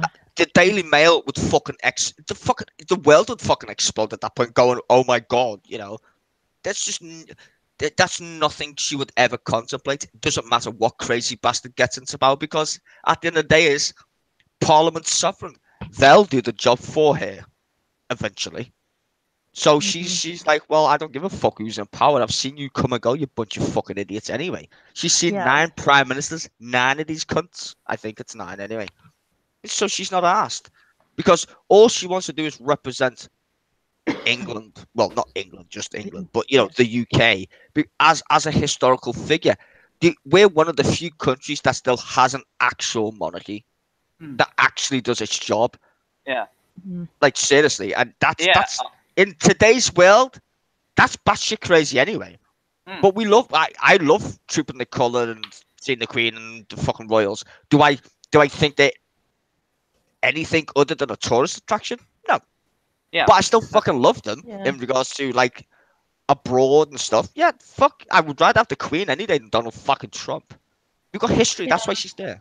I would say this. I'm worried about President Prince Charles because he's got a reputation of getting involved in politics. He said some crazy things though. He's not going to be on the throne. Don't be silly. He's going to abdicate. He's not going to go on the throne. He's going to give it to his kids. Clearly, I think our next king and queen is going to be the 2 wonderful fucking people that we've got right now. Well, not right now, but yeah, and Kate. They're definitely they are the future monarchy by any stretch of anyone's imagination. Prince Charles is like, fuck that, give it to him. And they're capable of doing it, in my opinion. They look the part. They're young. Well, he's my age, actually. They just look the part. And that would be so refreshing for the royal family. I think that they'd definitely modernise it to where it needs to be, as opposed to sort of the quite antiquated. It is quite, because it's like, it's sort of... They're not, though. No, but like the whole like institution of the monarchy is very... Well, it's just that, like I said, it's a tourist attraction. It's not. They've got a role to play because of how our constitution. Well, we don't have a constitution. We get the point. How we work and operate. But what I would say is that even Prince Charles said, "Man, I'm not living in Buckingham Palace. Open it up as a fucking museum. I ain't living there. I'd just be happy with my little gaff." It's not that little, but you get the point. Yeah. Like in the future, the thing that people need to remember is when the Queen dies. That's going to be a mental time. Which will probably be quite soon. Don't say that. Not say. I get your point. No, I get your point. But what I'm saying is, when that happens, that's going to be a day off, 3 days off. Well, the people who were like in charge of orchestrating all of that stuff have got it like nailed. There's like, an right actual, now. yeah. Did you see that documentary? They've got like an actual BBC warning thing because they don't know how to say. Oh, by the way, the Queen's dead. And on the radio as well, they've got like this sort of weird noise. Mad shit. Yeah. Like I've never been alive and not had the Queen's head on the coin. That's all gonna change. You got Evan. She's been alive like 3 times my fucking age. That's fucking weird. Yeah, they're actually not allowed to say the Queen is dead. They got like a code word saying London Bridge is falling down. Yeah, code word. Yeah, there's a code word for it. It's like fucking weird. But that's gonna be mental. I think then people will be like, do we need a monarchy? I would say personally, I know they're slightly expensive and all that shit. But to be fair, I'd rather pay for them than the BBC at this point. Yeah. It's only do you know how much the royal family costs people 52 pence a year? It's a penny a day or But then if you look at how much they're spending on revamping Buckingham Palace, then That's you know, that's still a drop in the ocean compared to how much revenue they bring in. yeah, well, I, yeah, so yeah, I've but been to still, Buckingham Palace. That was a fuck ton of people. A fuck true. ton. And they're all like Americans. Well, not all Americans, but you get the point. That's a fuck ton of money. The idea that we have still a royal family, Americans love that shit. Oh, we love the Queen. Oh yeah. Especially now one of them's fucking one. They're well happy about that shit because they're gonna have an actual American princess. Well, she won't ever be princess technically because she's Yep, never. her face will be printed on tea towels and mugs across the nation. Well, not in our lifetime because I think he's like seventh in line for the throne because she changed the rules so all the girls get in front already, which is good. Mm. I mean, I They've didn't already realize changed the that. rules. Yeah, they've already changed the rules. So because it used to be the succession would be the guy, Yeah, and then she's like, nah, let's change that. Let's make it Yeah. fair. And Yeah. now the girls get in line before the dudes, which obviously makes fucking sense. So It- we'll probably have a queen before we get another king. Yeah. I mean, afterwards. We'll be dead by then, but don't worry about it.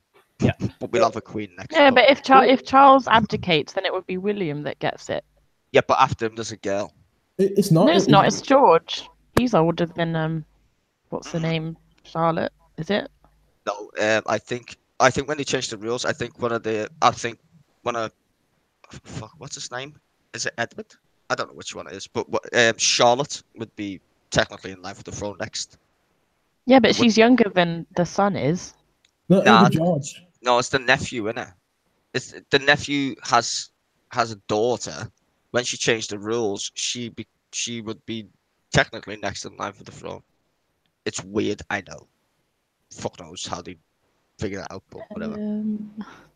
I know what you're saying because that's his son, but they changed the rules. You're not listening to me. They changed the rules. You don't need to be the son. It's about the oldest, and the oldest is a girl. I think her name's Charlotte. No, I think the oldest is George. Mm-mm. Am I wrong? He's got George is the no, oldest. no. George is the oldest. Yes. No. It used to work that way, but she changed the rules. That's what I'm saying. She changed the fucking thing where you can be a girl and in line for the phone. Like he's his brother, right? Edward's brother, or William, I should say. Prince William, Harry. you're talking about. Yeah, Yeah. Harry's Yeah. brother. Harry's the brother, right? Yeah. Harry's like seventh in line. He's never gonna be on the fucking throne. No. Oh, okay. Seventh. I didn't know that. Yeah. He's never gonna be on the throne. That's why he's not asked. That's why he fucking married Meghan. Oh, okay. He's never gonna get on the throne because there's loads of kids. Hmm. I think if he takes the throne, I think it would be that kid that you just talked about, little Georgie boy. Yeah. But I think it. Well, I'm fucking confused now. But she did change the rules. I think. Oh, okay. Let's say after him, it would be a girl. I suppose. Yeah.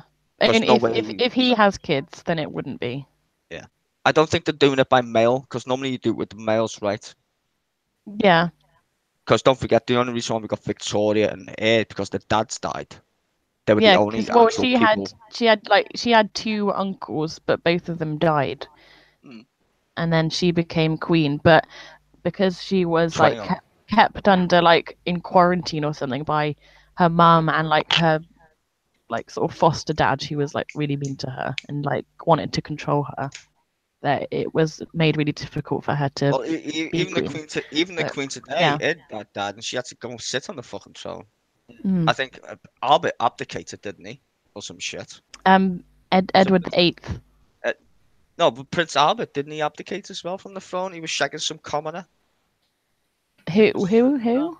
Prince Albert, wasn't it Albert? Hold on. Albert. No idea. Albert died. Nah, hold on. Let me check.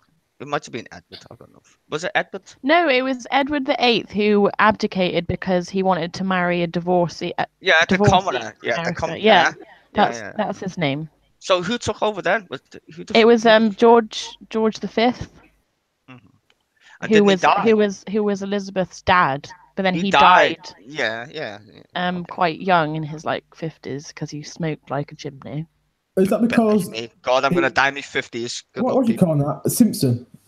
in America. Yeah, that's the one. Was she a Catholic or something like that? And that's why they stopped. Probably. Well, he did the Henry VIII job, didn't he? Kind of. But then the royal family just like disowned him because he married someone who he wanted to marry, and I they think- just Well, like she talking to him. was technically a commoner. That's why. Yeah, but then they just stopped talking to him just Uh, because Oh, they fuck. he didn't follow the rules. I Well, thought it's because she was a Catholic and they're not allowed to marry Catholics. No, they are.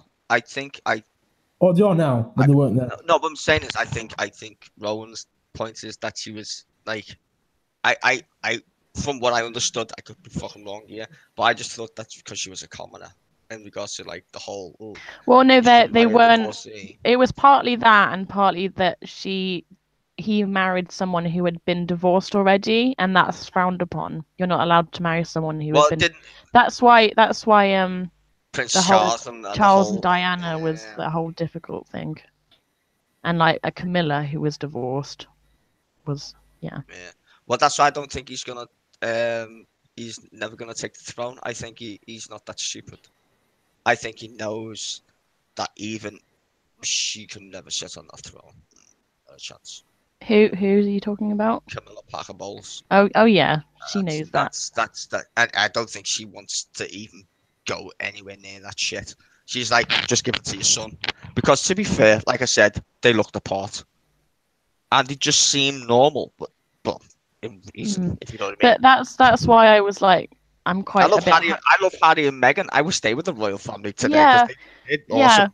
I like they like those two, and like they're quite, Normal. say, quote, down with the kids.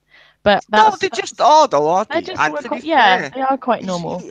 And I know someone's gonna give me heat for this, but he's banging a mixed race American chick. Yeah. I Yeah, think mixed it's fucking American, awesome. yeah.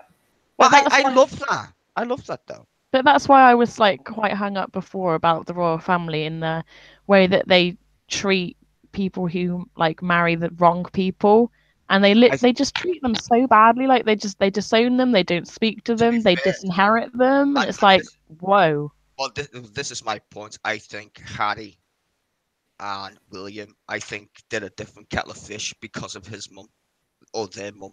Yeah. I think they're honestly way better royals than the royals are, and that's the only thing that gives me hope in the sense of like, do we need them? To be fair to you, no, we don't.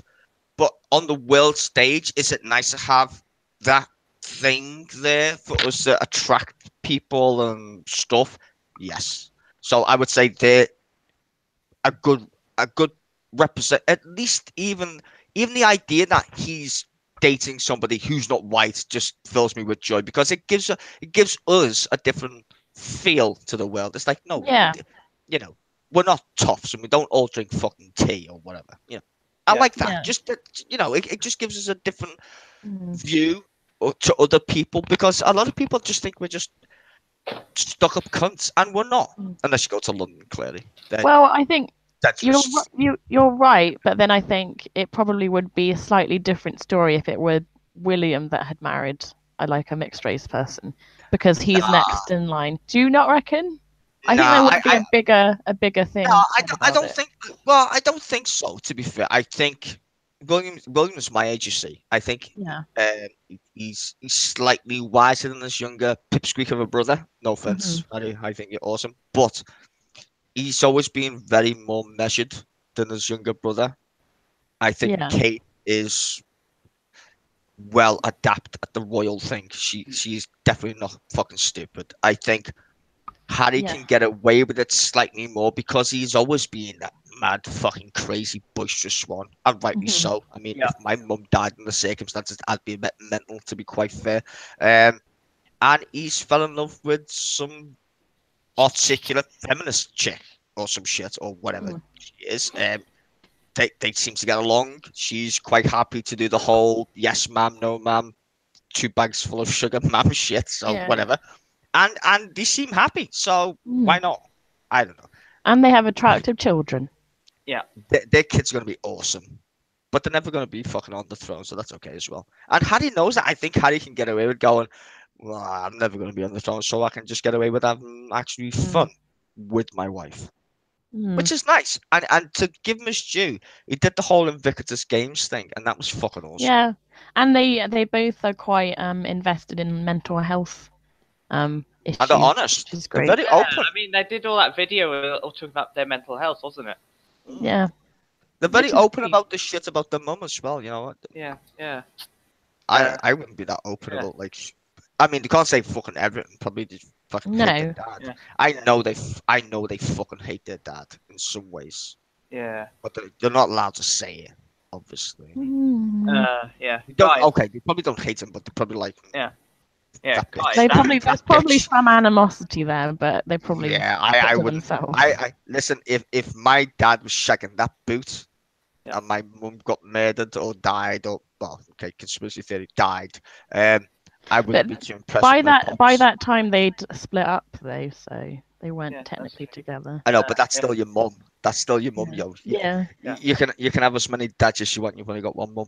Yeah, That's that's just true. That's saying. true. Plus, I used to think that like, why on earth would Charles split up with someone that fucking beautiful? Ugly. Oh, sorry. To- I thought you No, meant. I was talking about Diana. Yeah, exactly. Makes no Yeah. sense. She's so pretty and she's so like articulate and She was together, our- and it's like She she's was like our pretty much the best little perfect person. princess. She's like the perfect person ever to exist in the world, and she died And Yeah. all she for cheated on her. nothing. Yeah. She Yeah. cheated on. She cheated on her. He cheated on her with a boot. Yeah. How the fuck is she even remotely? Because she didn't toe the party line, so to speak, and good on her. And that's why I think them kids have seen shit that we wouldn't ever see, Did or they you would never ever tell see? us. There's a really famous interview. I can't remember who it was with, where they were interviewing Diana about something, and they ask her why.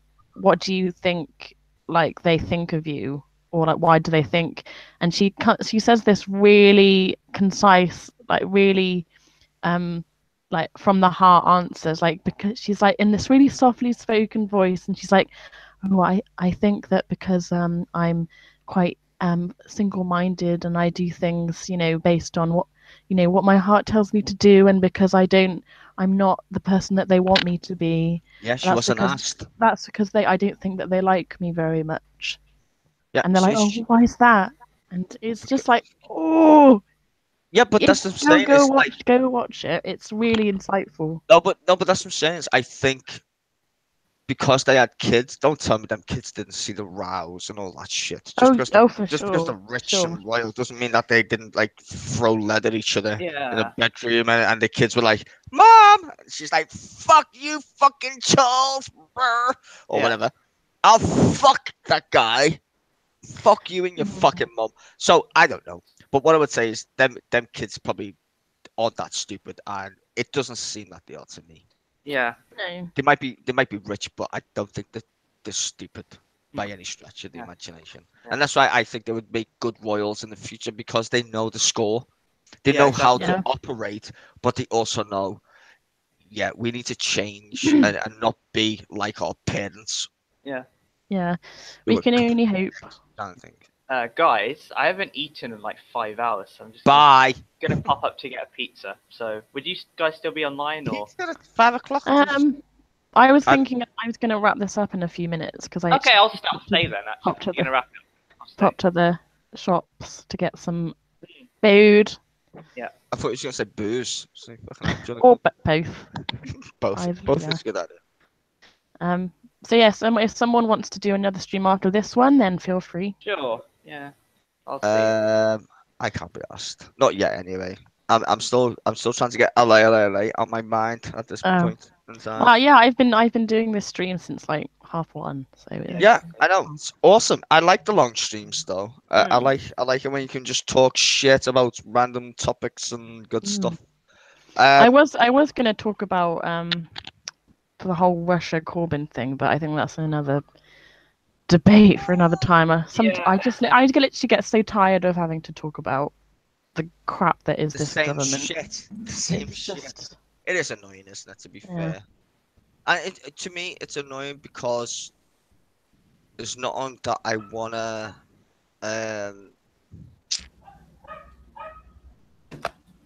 It's not politically that I think I find that interesting in the sense of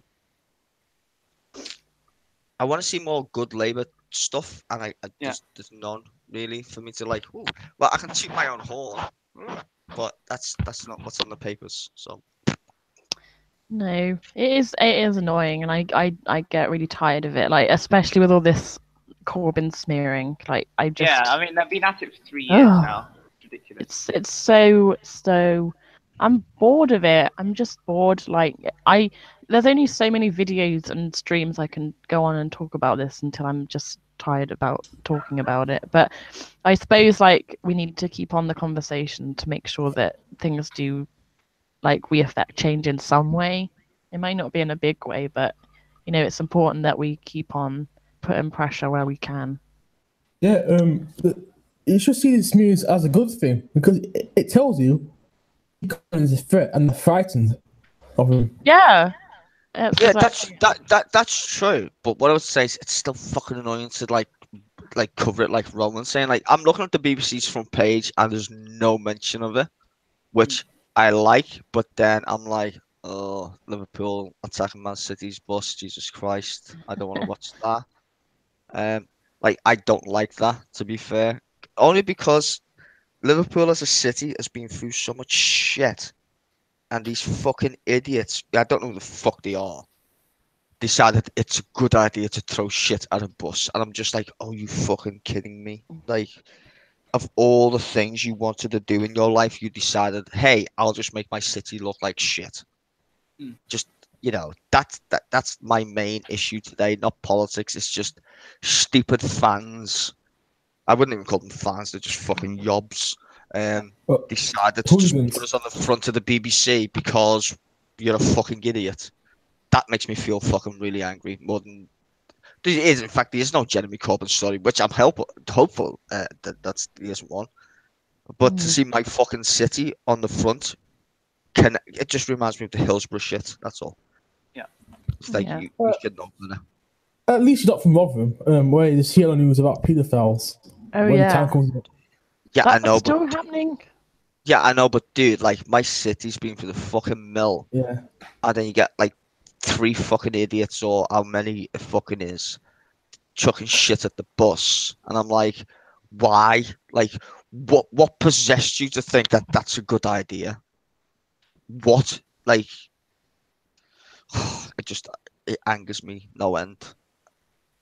Twat. Okay. On that note, then I'm going to wrap up the stream.